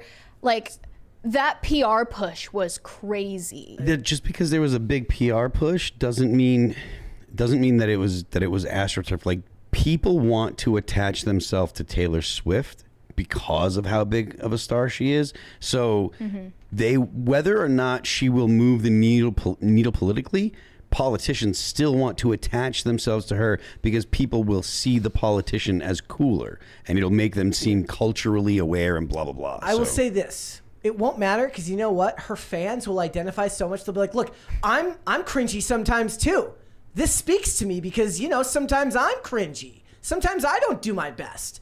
And then they'll find another way to appreciate it. Taylor Swift is the celebrity embodiment of kill the part of you that cringes. Yes. Literally. She's She's a bad dancer, just like "Look," me. Like some lady will go out. She's like, I was on my way to work and I dropped my briefcase and my purse and everything fell out and I just had to turn on the Tortured Poets department because I was so Taylor right then. I don't know. When I first heard the title of this album, I immediately wasn't interested because it's like, you're a billionaire, you're not a tortured poet. Stop. That you're flying around in your private jet and you think that you are a tortured artist? Yeah. Really? You're a supervillain. You're literally a supervillain. I don't care. And also, I feel like there's like propaganda about this to the point where like I can't believe it's fully organic. Debut predictions for the Tortured Poets department say it's going to be big, very big, enormously big, perhaps even frighteningly big. Some insiders who know their data are speculating about blockbuster opening numbers that we're not even ready to share with you. It's going to be the biggest album. The biggest album's ever been created. But the thing is, for something like this, there's a million ways you can spin it. It was the biggest selling album of this date at this time in the last 10 years. There's 1,000 ways you can spin something like this. I mean, the reality is Taylor Swift has organic appeal and she's a psyop. Those things can coexist. Even the art is uninspired. Like, you mean the promo images? The pictures and stuff like that. It's all very it's literally like she was getting off private jet number 1 because that hadn't had to refuel and getting on private jet number 2 and they're like, can you come to here for like an hour so we can take some black and white photos of you? Yeah, okay, well, refuel the jet. We'll get those pictures done really quick. Like that's what it felt like to me. It didn't feel like, and I suppose you could say that's a problem for her because usually the imagery and the things that are attached to her music are all extremely detailed, which is why she has her own QAnon fan base. Right. Like you're supposed to believe everything she does and every image around her art is incredibly intentional. It's very deliberate and meaningful. Taylor-non is a real thing. Okay, they see hidden messages in everything she does. Yeah, this is just, it feels phoned in. Granted, I'm kind of talking out of my ass because the album isn't out as we're recording this. It's going to be out tomorrow. This video is going to be out tomorrow as well. But yeah, I am not looking forward to listening to it. Maybe she could just float the idea later that, like, to make herself more like, to appeal to regular people. She's like, I made a bad album on purpose. Like, as a joke. To make myself feel more down to earth. Maybe it's just all a bit. Yeah. She's like, I think her next album should have, like, carnival aesthetic, where she's like a clown. Just like do whatever. It doesn't even matter at this point. I like too big the to fail. idea of her like making it about like all the things that people don't like about her, like about all the miles she racks up flying her private jet. Like she has a single that she calls "Climate Change." Yes, that's and it's a pun of some sort. Yeah, great. Fantastic. Did you ever tweet that thing that I said like, is Taylor Swift a member of the Mile High Club? I tweeted it and then promptly deleted it. Damn, that would have been one of my better ones for you. Yeah. Promptly deleted. She's like... Yeah, but she's definitely... But it doesn't matter. It's not an accomplishment when you own the plane. Yeah. She's not actually accomplishing anything. She basically order everyone out of the main cabin. Also, yesterday I saw this headline, Shania Twain shares candid opinion on Taylor Swift's exhausting existence. What is that? Like, exhausting existence?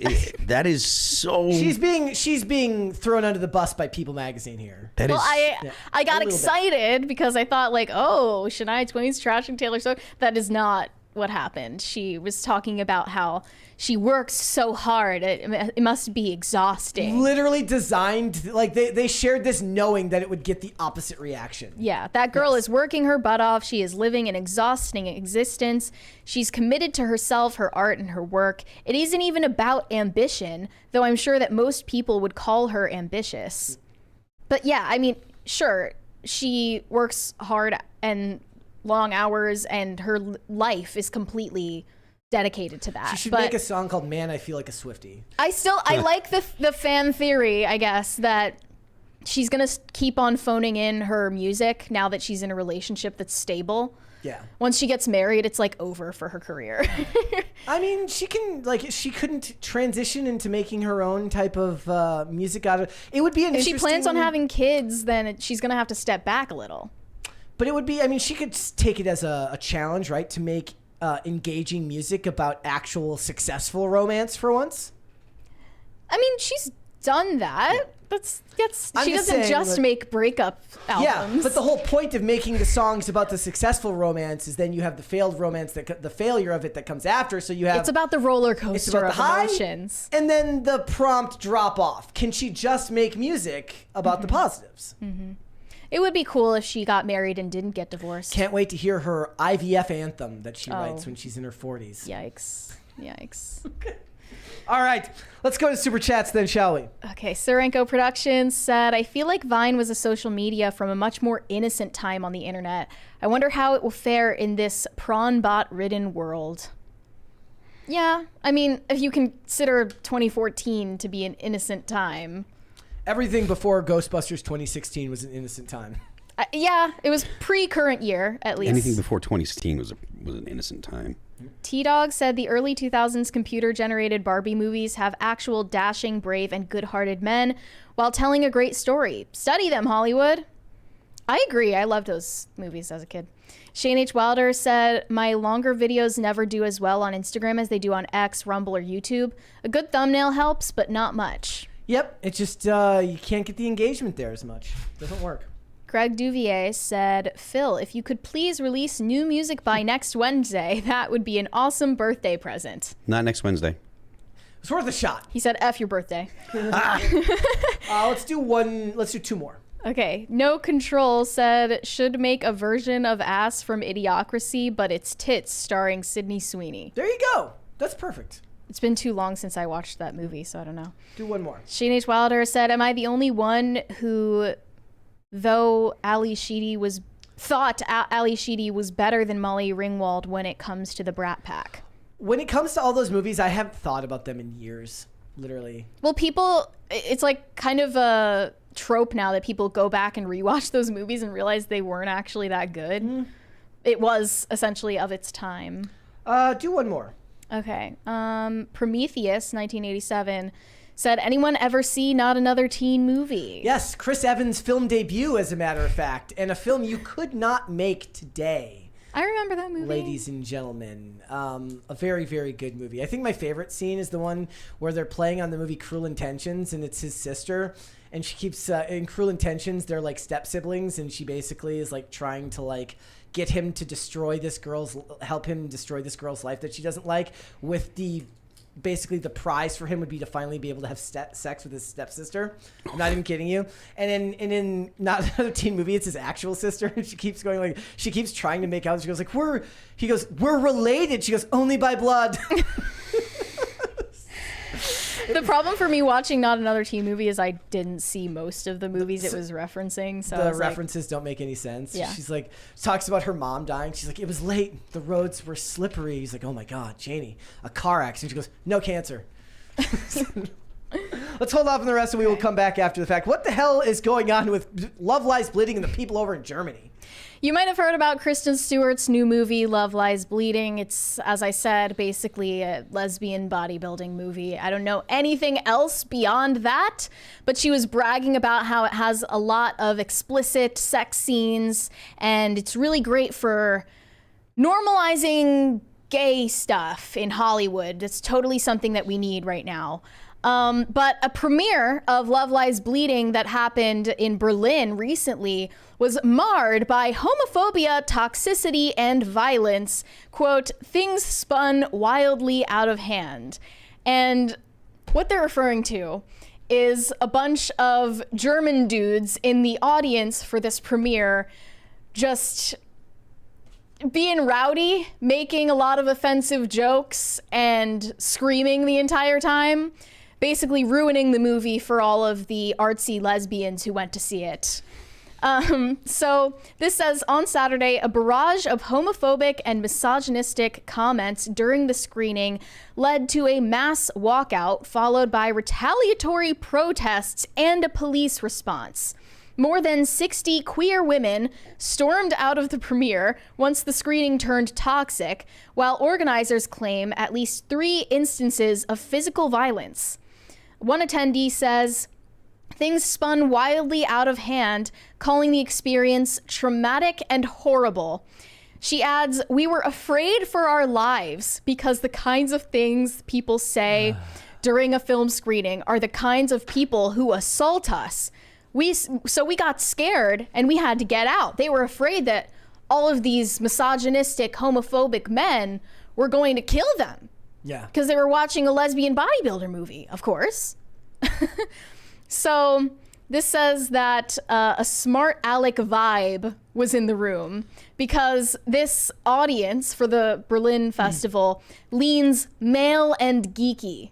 Okay. Male geek is it's a loaded term. It carries a lot of weight in these circles. I'm surprised I didn't hear incel anywhere there. They were basically Mystery Science Theater 3000ing the entire time. Yeah. So a younger, queerer, more female skewing crowd flocked to the premiere. I guess this was like 1,400 people in total. Attendees tell Variety that the screening's irreverent commentary curdled into more disturbing and legally dubious extremes once the film's same-sex romance took to the forefront. I suppose that has to do with the fact that it's not the United States and free speech isn't as much of a thing. What do you mean, legally dubious? Yeah.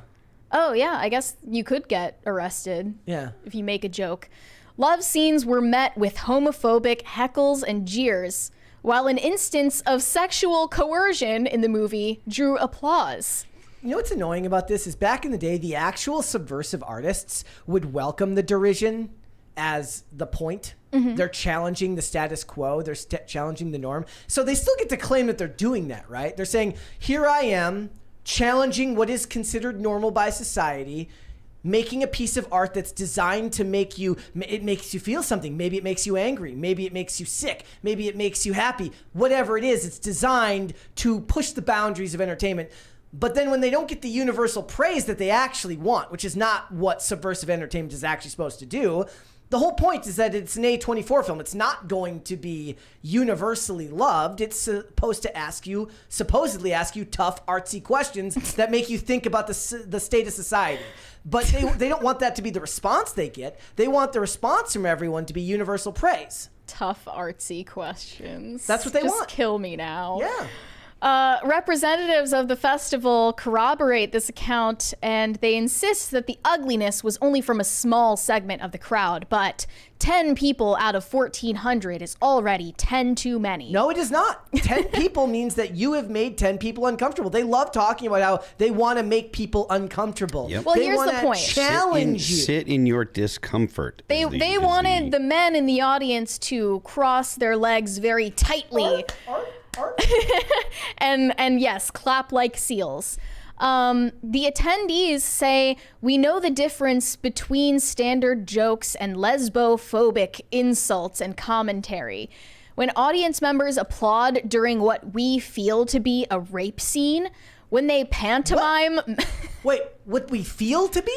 What we feel, it was an instance of sexual coercion is all they said. I don't know what it was referring to.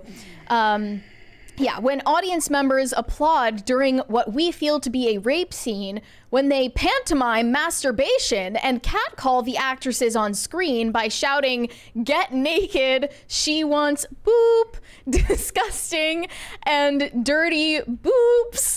I can't say that because it's a slur. At the slightest scene of lesbian intimacy, once spectators stand up to leave the theater or ask for respect only to be booed, insulted, and physically assaulted, and once dozens of lesbians leave the theater in tears, degraded and shocked, we can't speak of a good-natured atmosphere. Good-natured isn't the point. The point is you made your art. Now people are interpreting it the way they want to interpret it. It's your job to deal with it. It says the first walkouts began only 20 minutes into the movie. Others from the queer community stayed in the theater to push back against audience commentary. Both parties confirm that some altercations turned from verbal to physical as tempers flared, though the question of instigation leads predictably contrasting responses. Still, both would agree that the rise in hostility gave way to a similar rise in leading to barbs with a hateful bite. Another attendee who goes by, and I kid you not, the name Napalm, two separate words, Napalm, said, once we stood up, we started hearing insults directed at us. It became something much nastier, violent. We were overwhelmed, crying, and we said to each other that this wasn't normal. It's absolutely normal. Well, I guess normal and common are two different things. I wouldn't have expected a crowd at an artsy film festival to behave like this, but I don't know. Such heated language fueled a growing exodus, eventually seeing somewhere between 60 and 80 attendees regrouping in the cinema lobby, and they started a counter-protest outside of the theater. The best thing would be if there was like, oh my God, the cinematography was just awful. Did you see they were breaking the 180 rule? they're just bad at their job. Like I was trying to enjoy the scene of the two gay girls, and they have no idea how to hold a camera. What the hell are they doing? Yeah. They didn't fix it in editing either. Yeah, like they didn't even fix it in post. Yep. This is awful. Who lit this scene? There's balanced critique only, of course. And pantomiming masturbation. It's just, it is the annoying fragility of the artist to be able to create your art that's supposed to push back and say F you, but not be able to take the F you thrown back at them. Well, this is why they call things queer comfort shows or queer comfort movies. It's about your comfort. It's not about art, right? Mm-hmm. Okay. This needs to be an insular audience and production that's only for us to hold hands and kumbaya. Yeah. Basically. I remember when they were talking about how during the Obama administration, watching House of Cards was great, but during Trump, suddenly it was very terrifying because Trump was in office. They're like... and then my 8-year-old child came up to me and said, "Mommy, is Trump going to kill all the gay people in America?" Exactly. That's... yeah. So they tried to stage a counter protest and told the organizers of the festival to cut the movie short just stop playing it.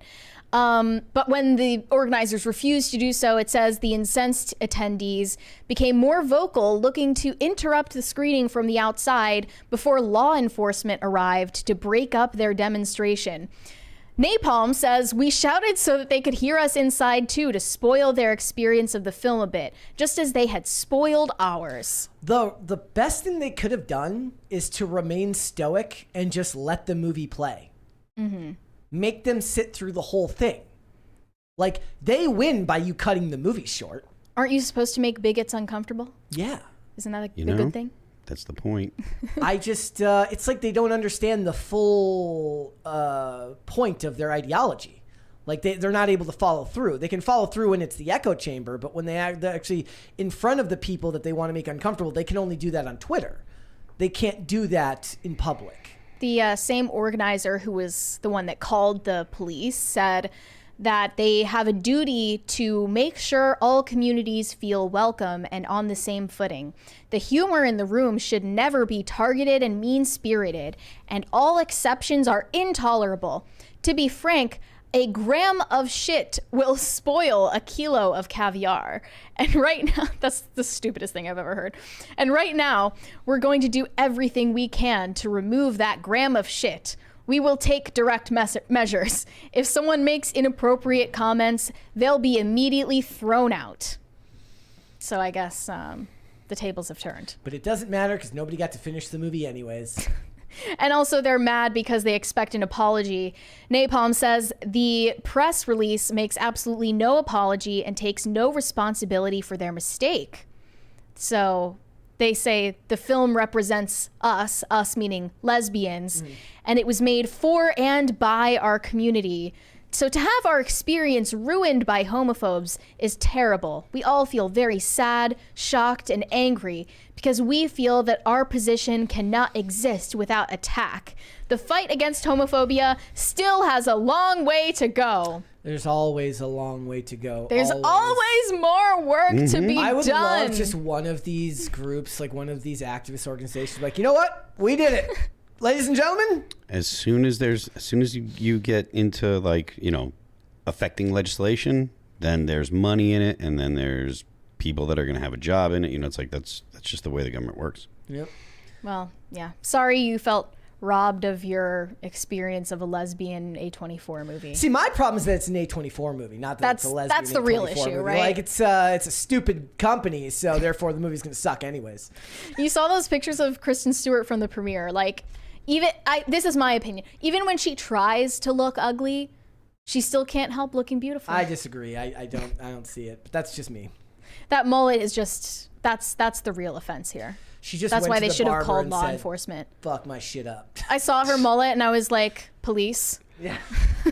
All right, let's go to Super Chats. Sirenko Productions said, coming soon, Army Hammer in Canna Batman. There you go. Can we get a cannibal Batman movie? Shane H. Wilder said, shut up, Cameron. Arnie with a shoddy is badass. Yes, exactly. Everyone understands that. I mean, Sarah Connor with a shotgun is badass. Sovereign Citizen said, can we make Mary watch Tremors? What's that? A movie. Yeah, I don't know if it's on streaming, but you could probably, you know, ahoy matey and find it. What? But why do they want me to watch it? Well, because they want to know what you like, Mary. You don't like anything, so they need to find the movies that you actually enjoy. No, they're looking for the movies that they know I'm gonna hate. That we know what they're doing. Rhaegar Targaryen said, these people don't think about how much more brutal life is without guns. Have they ever thought of how grisly combat is with bare hands and melee weapons? No, they think that they genuinely believe that the guns are actually what cause people to be violent because they're intensely stupid. Quite Blackpilled said, didn't like the Batman, but Victor Zsasz or Professor Pig with Pattinson's Batman would actually slap. Gotta make it rated R, but it would be unique. Man Bat, maybe. I don't know. It's, there was just something so defeating and bland about it, and it just... There doesn't need to be another Batman movie for 30 years. Maybe I need to rewatch it. Okay, actually, no. It's 3 hours long. Okay, like I entertain the idea of rewatching Wonka because I didn't like Wonka, and for all intents and purposes, everything about that movie is something that I should have enjoyed, and I didn't. So perhaps this year, closer to the holidays or something, I'll rewatch it and I'll have a completely different takeaway about it. But that movie is not that long. The Batman doesn't get a second go round for 2 hours and 58 minutes or whatever it was. The Last of My Kind said Armie Hammer was cast as Batman in Justice League Mortal. It was a script that never got made. Alan Richardson would be perfect as Sabretooth. I saw that he would or that movie was going to get made but then got canceled. I think he's just so mad that people call him Alan Richardson. I stand by it. I think you do him as Deathstroke. I think he could be a great Deathstroke. Tacti Platty said, Phil, I thought I wanted to be John Connor growing up, leading humanity against the machines. Then Helldivers 2 fighting the bots changed my mind. Yeah, I'm not surprised. Sir Renko Productions said, LOL, I love how Candace Owens and J.K. Rowling are being accused of being Yahtzee sympathizers for the book burning thing by both the right and the left. This is why I stay out of these types of Twitter discussions. Let's do one more. The Last of My Kind said Terminator with machetes is way more gore. Well, in Terminator 2, you've got the liquid arms, the liquid metal in the arms. Mm-hmm. Just do more of that. Be great. Or just keep the guns. That's an option, right? All right, let's hold off on the rest and let's come back after the break. Time to discuss about this article that was from EB Magazine, where Andrea Muse, a friend of the show, she's been on several times, has the hypothesis that Gen Z is rejecting wokeness as something that's simply for ugly people. Yeah, I mean, we promised a white pill, and I think that if true, it's big if true. It's a big claim, but it's a white pill. She titled this, Gen Z believes wokeism is only for ugly people. Are they right? There is a meme that goes around. It says, like the lady with the blue hair and the big glasses, and it says like ugly people with no special skills, and it says they them pronouns, and that's kind of what it is. Like when you don't have anything inherently interesting about you, that's fine, but if you do have that innate desire, as many do, to stand out and be different, and you don't have the means of finding another way to do it, you don't want to invest in a skill set, you don't have any hobbies that set you apart from other people, then a lot of times these days they tend to turn that inward and make it about their identity, because it's not something that you have to actually put any work in to do outside of buying a bottle of hair dye. Yeah. I guess. Yeah. This was prompted by a Twitter user claiming that her 16-year-old told her that wokeism is out for Gen Z. She said, I think wokeism is dying. My 16-year-old son is starting to look at colleges. I teased him that I'm not paying thousands of dollars for him to come home woke. He said, honestly, Mom, kids my age all think that woke is only for ugly people.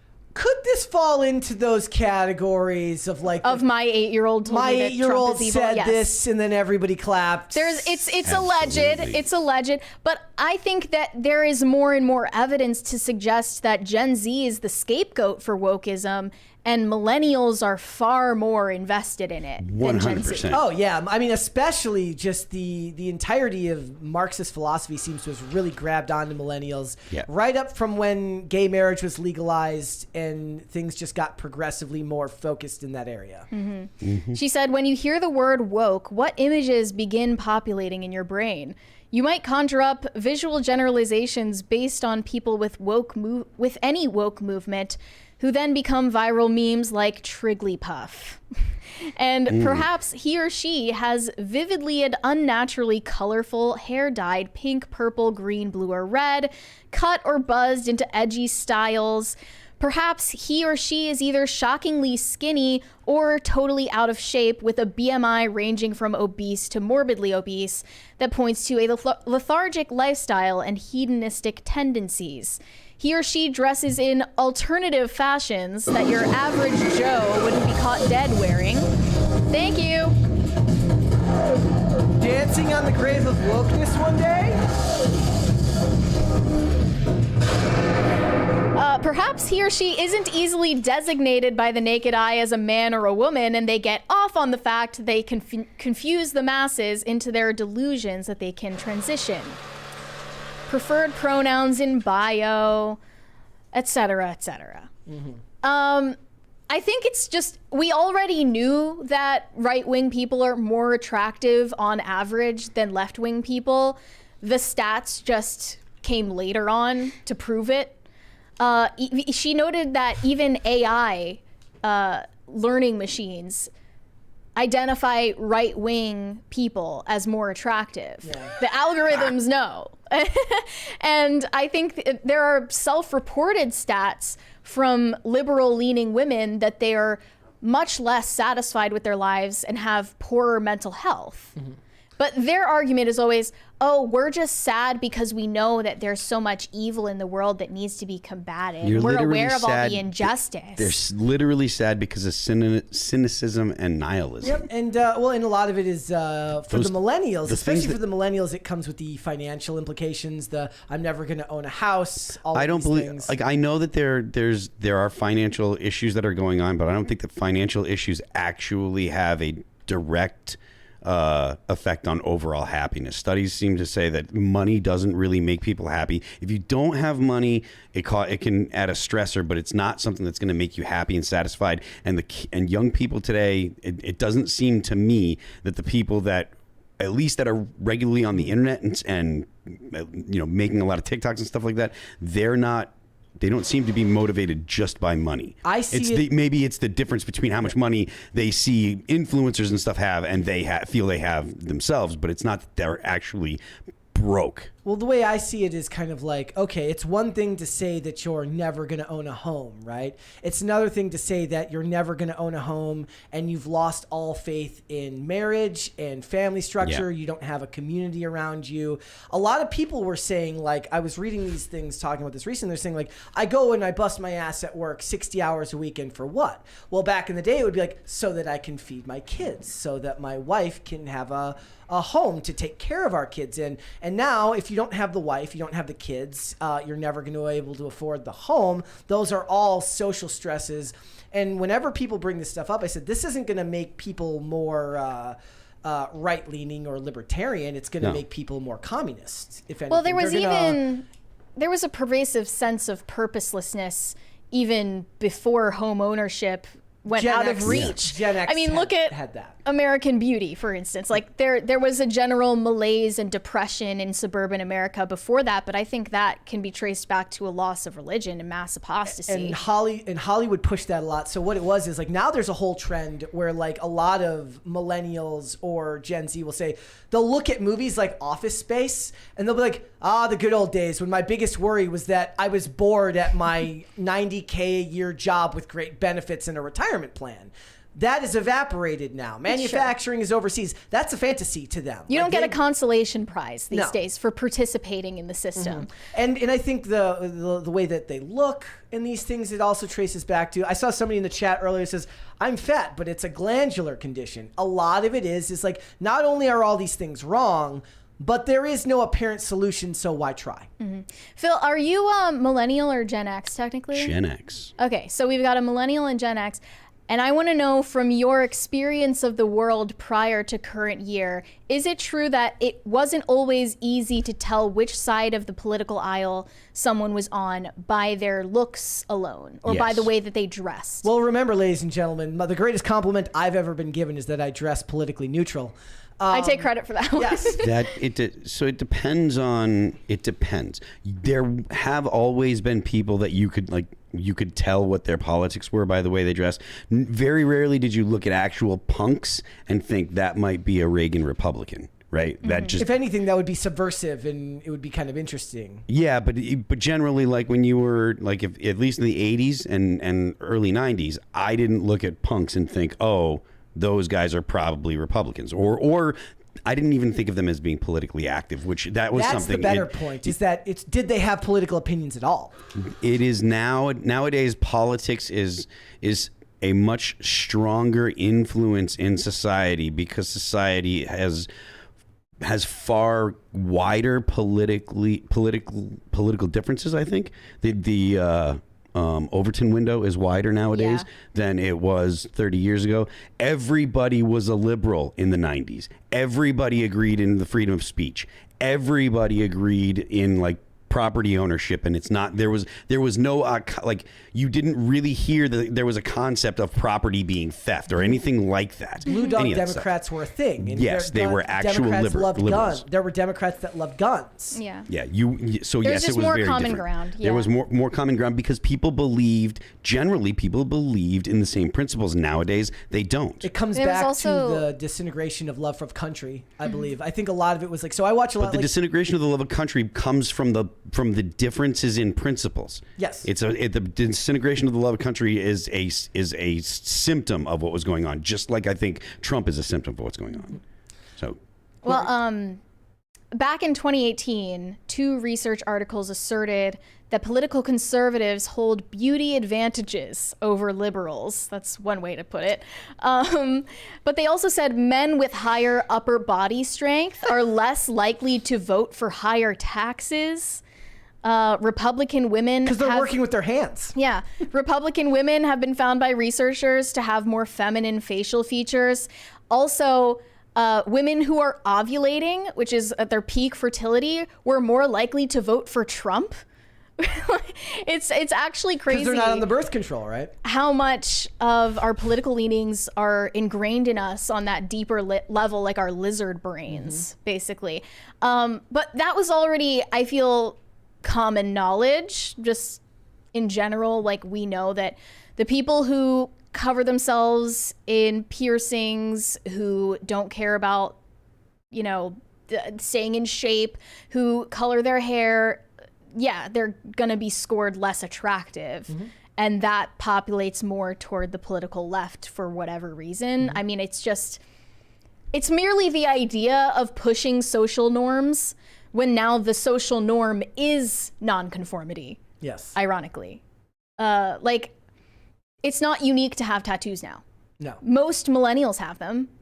Gen Z, you'll have to see it once all of them are over 18, but it's not, you can't really break out of the norm these days without being a person who goes to the gym, gets married, has kids, has a stable job, and all of these things that are like pro-social behaviors. Yeah. That's nonconformity now. The left influence in society nowadays really has taken the concept of centering the marginalized and made it something that is essentially like society-wide. When you take people that are marginalized or lifestyles that are marginalized, and you center them and say these are what we should uphold and these are the ideas that we should glorify, you're doing things that are actually antisocial, because the marginal lifestyles, while in my opinion it should be acceptable to have that in society, and that there should be room for that in society, it should not be what society should be modeled on. Well, you should have society modeled on, man and woman make kids and have a family, and the government should support that. There shouldn't be all of this focus on LGBT stuff, because that is actually antisocial. It's anti-family and stuff. And it's why they push against the idea that if you don't like the idea of normalization, you're a bad person. Yeah. They also note that despite 30% of Gen Z adults identifying as LGBTQ, youth support for same-sex marriage has puzzlingly declined, according to a recent survey which shows a slight decrease in support for same-sex marriage across all age brackets. There's nothing surprising about that when you have clear political attacks by the LGBT lobby. That's all the cake stuff was, all the, the bake my cake, blah, blah, blah. All of that was a political attack on Christians intended to be retribution, because the LGBT lobby, or people in the LGBT community, whatever you want to call it, they feel like the Christians are their enemies, and so they wanted some retaliation because because society generally had gone from being on the side of the Christians to generally being on the side of the LGBT people. It is just political warfare, and it is good that that they lost those things. I mean, the obvious reason for this shift, I think, is that Zoomers were raised knowing nothing but this woke status quo. Therefore, there is no coolness factor to being woke. Yep. It's more important to have a coolness factor, right? That, like, rather than actual truth. Like, wokeness isn't cool anymore, and that's the best way to actually shift the Overton window. They also, and they have their own, like, okay, so Hollywood, which will be unapologetically left, if not far left these days, that's your positive face of these communities, right? Those are the beautiful people that fall into those spectrums, but that's not the reality of the world underneath. Right, yeah, every time that someone says conservatives are more attractive, they respond with like a picture of some celebrity like Jennifer Lawrence being like owned. That's not the reality of average individuals. But yeah, like obviously the pendulum swung way too far in the direction of woke, and Gen Z understandably is having a reaction to that where they're not satisfied anymore with that being the norm, and they're, in a sense, at least the Gen Z men, they are rejecting that paradigm completely. And I wanted to show this video of a bunch of high school students getting asked how many genders there are as some evidence of this.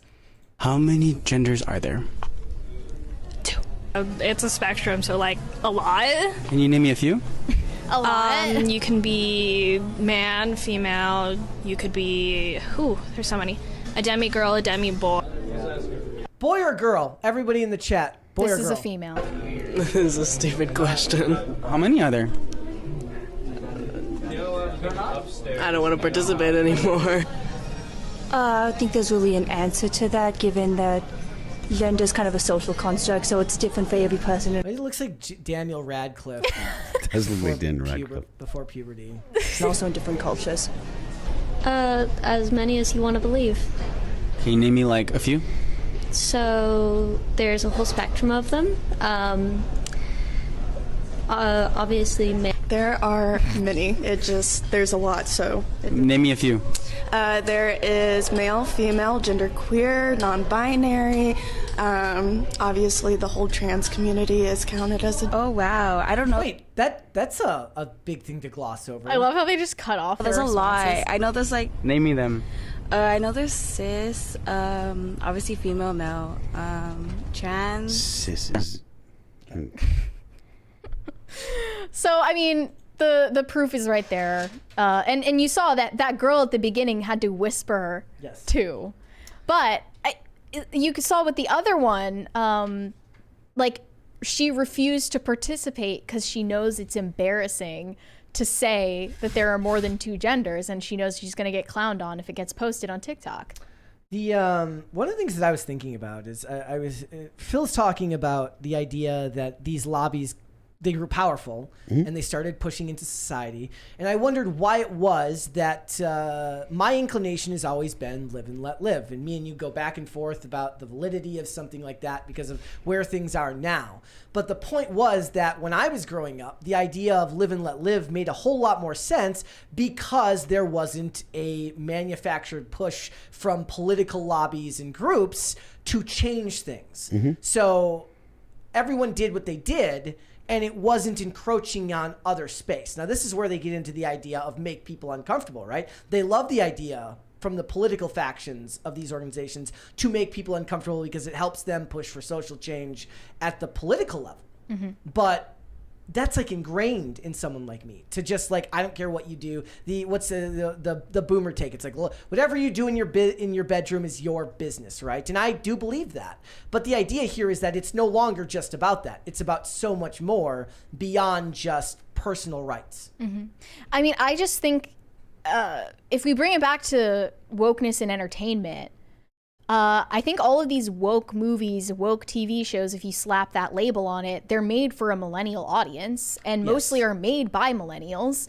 Wokeness is, at this point, a definitively millennial invention, and Gen Z notably doesn't like millennials, and they don't like wokeness. They kind of shot themselves in the foot trying to be like, you know, millennials are obsessed with still being seen as or feeling that they are Younger. the youth when they're not anymore.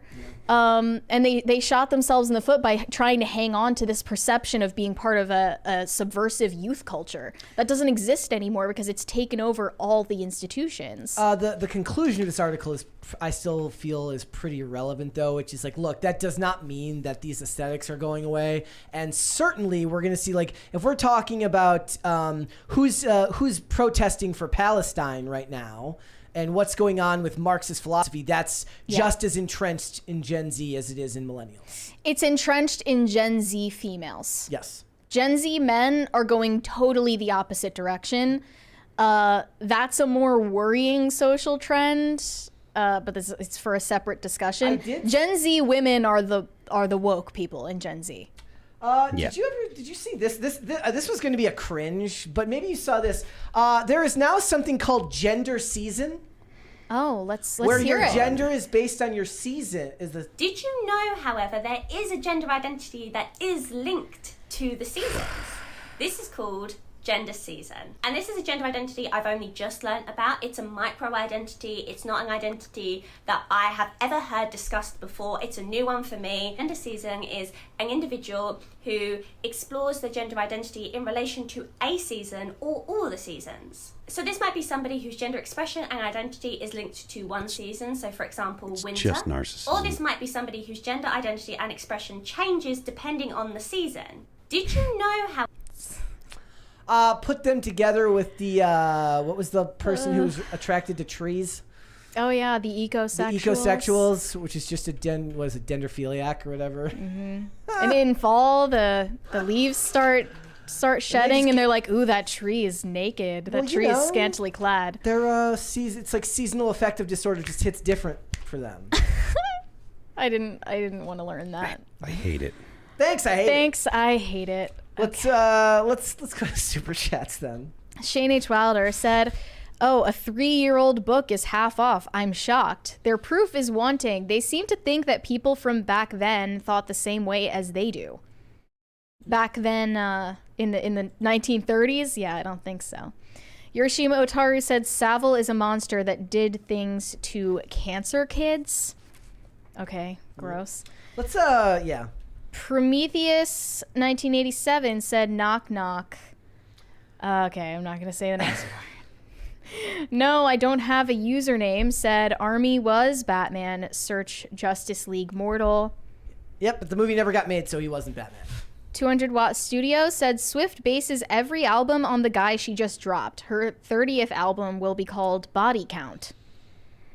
Catchy. It's a fantastic one. I mean, look, songwriters write about things that are going on in their lives, so that's gonna happen. Yeah. Like, if she is with someone, she's gonna write about, like, you know, probably the things that are going on, and if she's breaking up with someone, she's probably gonna write, like, and the reason I say this is because that's the stuff I do too. So that, like, songwriters write about things that are present in their lives. Okay, I think the difference, though, is that she writes these songs with the intention of mobilizing her fans to go attack her ex-boyfriends. I want her to write a song. I don't know that is the actual case. I want her to write a song about the tragedy of, like, her plane being fixed and she had to fly commercial one day. Yeah, like, many a tear were shed that day. She's like, I only got to fly first class. Y'all are haters. Corey Anderson said, I can make a joke. Corey Anderson said, "Mary, never change. In fact, double down." He also said, "Phil, did you hear the other day when Mary proclaimed her homophobia? Brought a tear to my eye." Did you? Did I? It all runs together. I don't know. We were talking about Brandy Melville. Oh, yeah. Guys, we're almost at a fourth crisis party. Let's get there. Prometheus 1987 said, "All distasteful jokes aside, you guys rock." Cheers. Thank you. Thank you. Shane H. Wilder said, "You heard it here first, folks. Mary thinks Swift is carny trash. She needs her carny era. I want to see it." Prometheus said, "Swift needs to make babies and make mom pop a thing." Oh. Mom pop. Mom pop as like a subgenre. Yes. That's interesting. He also said Manson's remake remake of Tainted Love, true banger. That is true. Corey Anderson said, can we get Kara back on? She's great. Well, she's on the shy side a little bit, we could ask. 200 Watt Studio said, I have no problem with girl-on-girl films. I had Cinemax. So you didn't have the scrambled version that you have to squint at to try and see? Carnell said, hey, gang, with the new IRL studio coming soon and the PCC staying in the current studio, how is Phil going to schedule his appearances going further? They're both close to my apartment in West Virginia, so it's not a problem for me to drive here or to drive to the new place in Martinsburg. So. It's usually got to go home after the show, anyways. Yeah. Yeah. If I do like PCC and then I have to do IRL at night, I do have to go home and let my dog out, make sure she gets fed, and say hi a little bit because I can't leave her in the kennel all day. But it's not a problem. Jared Price said their phrasing on who things get to target and doesn't by using the word all, which is an absolute, contradicts their actions, doesn't it? Or at least means no one can be a target in comedy, I think. They believe that because they're at the bottom of the social spectrum, they can punch up at everyone. Yes, they are brazenly, unabashedly hypocritical. That is never going to change. Pointing out their hypocrisy doesn't change it. Not that Jon Stewart said Tremors is based. Shit hits the fan and they turn to the local gun nut libertarians to arm them. It's great. This is true. Joe Watlin. Oh, I'm sorry. We missed your $20 super chat. Sorry about that. Happened. He said, what's a couple movies you do like or a show that you binge, Mary? In recent memory, I watched Heathers and I really liked that. That is not a surprise at all. Why? Just because it's not. I really liked Interview with the Vampire. Oh, shocking. Yeah. I liked... Oh, what was the other one I watched? I liked Priscilla. It's hard to name She did movies not like Twilight. off the top of my head. She loved Twilight. I do love Twilight, yes. Lindsay Stillner said, as a lesbian, you couldn't pay me to watch that movie or any other gay movie. Well, it's like the point is you should make movies with these characters where that's not the whole point of the movie because you're inherently shrinking your audience down to none. It's because it's just narcissism. Yeah. They're not interested in telling stories. They're interested in talking about themselves. I mean, I haven't seen the movie, so I don't know, but it was definitely marketed on lesbian sex scenes. They did not at all get into the plot or the themes or Hollywood anything. should employ every studio, every writing, like every one of these groups should employ self-insert editors whose job it is to take your script and make sure there's absolutely zip of you in that story. I don't believe care it or not, you're not that interesting. You're not that interesting. I don't care what you're writing, okay? Like, it just shouldn't happen. Sorenko Productions said physiognomy is real. That is all. I agree. I mean, but for a lot of those, like as we say, like it's like those pictures of the before and after, before she went to college and after she went to college. Yeah. Physiognomy may be real, but society does a lot. Yeah, does a lot of the heavy lifting. Like what they should do is like, it's like your daughter goes to college and you're like, look, I will not buy you the Dahmer glasses. If you want the Dahmer glasses, the big stupid bug-eyed glasses, you gotta buy them yourself. Okay? What about the hair dye? We should put in, like, you shouldn't be allowed to buy multicolored hair dye until you're out of college. Like, there should be a 26, like, the government should enforce a 26-year age limit. Like, after the age of 26, you can buy that hair dye. You want to ruin your life yourself? Sure. But before then, you don't get to start earlier. Did you hear that they're making it illegal for anyone born after 2009 to buy cigarettes in the UK? No limit. Like, if you were born after 2009... it's illegal for life. You're going to have to get your old friends to buy you cigarettes. All of this stuff is coming to the rest of the Western world. It's the menthol cigarettes here first from Biden, and then... It's insane. Shane H. Wilder said, of course the woke are ugly. Have you seen these harpies? Mary hit the nail on the head with the loss of religion. Thank you. Thank you for noticing that. Me being right. Gordon Shumway said, as a Gen Xer back in the day, punks were anti-establishment. The Reagan-Bush Republicans were considered establishment. Now that the left is the establishment, it's breaking their brains. It's the same argument about Rage Against the Machine. They haven't actually changed. They just are the machine now because they weren't politically in power before, and now they are. Yeah. I feel like they have the ideology of the Reagan Bush people, but with the look of the punk people. Who are you talking about? The establishment of the current day. Okay. Yeah. They like. They love war still. Yeah, they all love war. All the neoliberals. Prometheus said 99.9% of tattoos are gross. 100% of guns are awesome. What if it's a tattoo of a gun? Did you ever think of that? That's the 1%. Yeah. Joe Watland said punks were anarchists. They just didn't want to be bullied by society, so they pushed back. They just wanted freedom. The difference is that they would be able to stand up to the scrutiny that were given to them, whereas the people making the lesbian bodybuilding movie get mad when people, And when he says that like they were anarchists, like they were anti-establishment anarchists. Thank you. They were not like the political anarchists. Yeah, well, but they were very like against the government. Like they weren't like the anarchists of today that say they're against the government, but they're actually communists. Like they were actually like anti-establishment anarchists. Like. But the aging punks are all neolibs, so I feel like they were never principally anti-establishment. They just wanted to use the establishment for their ends. Well, it depends on the punks you're talking about. That's not actually true, all of them. I mean, you look at Johnny Lydon. Like Johnny Rotten is like a dude that's kind of a MAGA dude now, or at least he's against the wokeness and stuff. So honestly, like, so you look at like someone like Mia Caputo, right? Who is a trans woman. She's the singer for Life of Agony. She came out of the New York hardcore scene, and she was Mark Caputo, growing up. And I used to go see Life of Agony. I love the band, love the stuff they do. And she's very anti-woke, and so it's fairly common to see people that are in the like punk and stuff like that are against woke ideology. It's just that the people that are against woke ideology kind of get suppressed and don't get spread around so much. Do you see that? You can make all the faces you want. I don't mind. If someone's trans and they say they're anti-woke, I just don't believe that. Did you see that the conjoined twins that died recently? No. One of them was transgender. The ones who got married? No. This is another one. One of them was transgender and was transgender in the year 2007. That's crazy. Yeah. Shane H. Wilder said, wait, there are many genders, so there are legion? I knew this was demonic. Have we tried splashing them with holy water or showing them a crucifix? I think the most important thing to take away from that whole thing was they weren't able to confidently name any of them after male, female. They all had to stop and think. I guarantee you at least one of them wanted to say attack helicopter.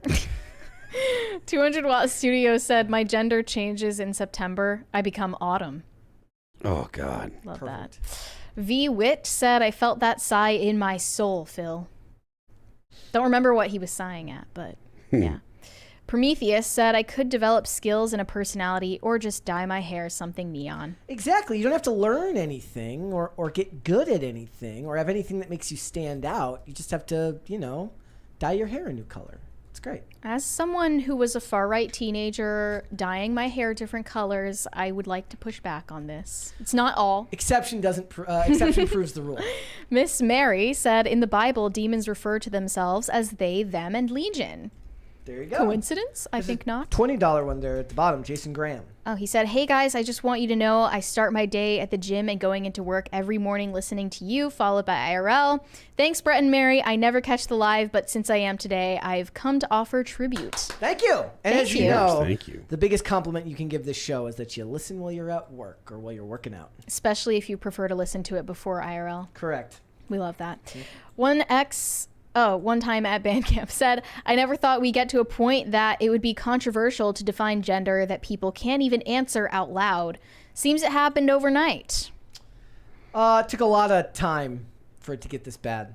Pat the Plumber said, I'm late, but last night's IRL guest was the ish. Yeah. Thank you very much. High Vulture 75 said, Kara is not shy. LOL. She's like a completely different person on Gamermaids. I think she just didn't care for pop culture stuff as much. Well, that's weird. I do hear them constantly like having side convos about movies and stuff. Look, this is doing something like this isn't the same thing as just having a general conversation where your mind just goes wherever it goes and you say whatever you want. It's something that's kind of hard to explain unless you're actually in this environment and doing it. But like, for instance, people will point out sometimes that me and Mary will push to speak first, and there's push, pull, there's give, and there's take for these types of things, because there's just a flow that has to happen to make the conversation feel a certain way. And that's inherent to the format. And it doesn't always work for everyone. Or sometimes it just takes time to get used to that type of thing. Also, not trying to throw shade or anything, but more people watch PCC than Gamermaids, so maybe as it grows, might be a little bit more pressure. Prometheus said people need to realize the beauty in how not special anyone is. I agree. No, like literally, that's actually something, like one of the greatest things you can do for yourself is learn to just accept the fact that you're going to be one of many, and that is okay. You don't need to, what's that quote? It says like, there's nothing so common as the desire to be extraordinary. It's completely fine to not stand out. I think that people are special and unique. I just don't think you need to convince everyone of it. But the point is, they want to be celebrated for being unique. And it's like why I say, it's like, I never had a desire or need to really feel like I stand out in any respect in any way. Like, that doesn't mean there aren't things that I don't take pride in, that I feel like I'm good at or do well. But I don't want to necessarily feel like I'm special in any certain way. And I think that for me, that's a good thing, because wanting that and craving that is, that's where madness lies. Shane H. Wilder said, of course they didn't want to name them. Demons never want to give their names willingly. V. Witt said the sigh was when you started the pink-haired girls video. It was epic. Okay, I think we're all caught up, right? There's one more here from Rhaegar Targaryen. Says, I just want to offer moral encouragement and support for Jason Graham exercising like a right-wing extremist. Yes. Remember, working out is in fact right-wing, like Republican code. It's crypto-fascist. It is. Really. All right, guys, before we go, would you hit the like button on this video and subscribe to this channel if you have not done so already? And Phil, thank you. Thank you very much. I am Phil That Remains on Twix. I'm Phil That Remains Official on Instagram. The band is All That Remains. You can follow us on Apple Music, Spotify, Pandora, Amazon Music, YouTube, you know, the internet. Keep your eyes open on the All That Remains Instagram page, which is instagram.com/All That Remains. It went and blacked out yesterday. We got a bunch of stuff coming in the next couple of weeks. So keep an eye on that. And don't forget, the left lane is for crime. Yeah. You can send me validation on Instagram at Mary Archived, or you can send me hate on X. That is also Mary Archived. Okay, we got a couple more here. One from Prometheus says, we are unique in our creation from God, but none of us are as special over each other. Okay, there we go. And one more here from High Voltage 75 says, so tomorrow will be the first Brettless PCC. It's going to be weird not having you here, buddy, but safe trip. Yes, I want to give you guys a reminder ahead of time that tomorrow will be a very special episode of PCC. Both Mary and I will be gone. You will have Kellen, Shane Cashman, and Ian Carroll discussing pop culture conspiracies and all sorts of fun stuff. They're going to have a lot of fun. I think you guys will enjoy it as well, too. We will both be back on Monday. Are you ready to talk about what you're doing yet, or are you still waiting to... I'm waiting. Okay. Yeah, but keep an eye out. I'm going to post about it tomorrow, what I'm doing. Okay. So yes, we will be back on Monday, so have no fear, but please go and watch the episode tomorrow. Tell Kellen he's doing a good job and all that stuff. It's going to be a lot of fun, so thanks for that. If you want to follow me, I'm on Instagram and Twix at Brett Dasovic on both of those platforms. PCC is here 5 days a week, Monday through Friday, 3 p.m. Eastern Standard Time. That is noon Pacific. Amazon Music, Apple Podcasts, Pandora, and Spotify, if you would prefer to listen rather than watch. And we are on social media, on Twix at Pop Culture _show, Facebook and not TikTok at Pop Culture Crisis, and on Instagram at Pop Culture Crisis Pod. We got a couple more here. Shane H. Wilder says, we will miss both of you tomorrow. Hopefully the studio is still here after Kellen and Cashman are done with it. You're going to hate what happens to your chair. Oh, I can already see myself just fidgeting with this chair when I'm done. When I get back on Monday. And one more here from Jason Graham says, thanks, man. I got I got bit by the iron bug. Also, Phil, I love you, and I play All That Remains when anyone asks me about metal. Cheers. Thank you very much. Perfect. All right, guys, with that being said, stay tuned for that special episode tomorrow, and me and Mary will see you here on Monday. Bye, guys. Bye.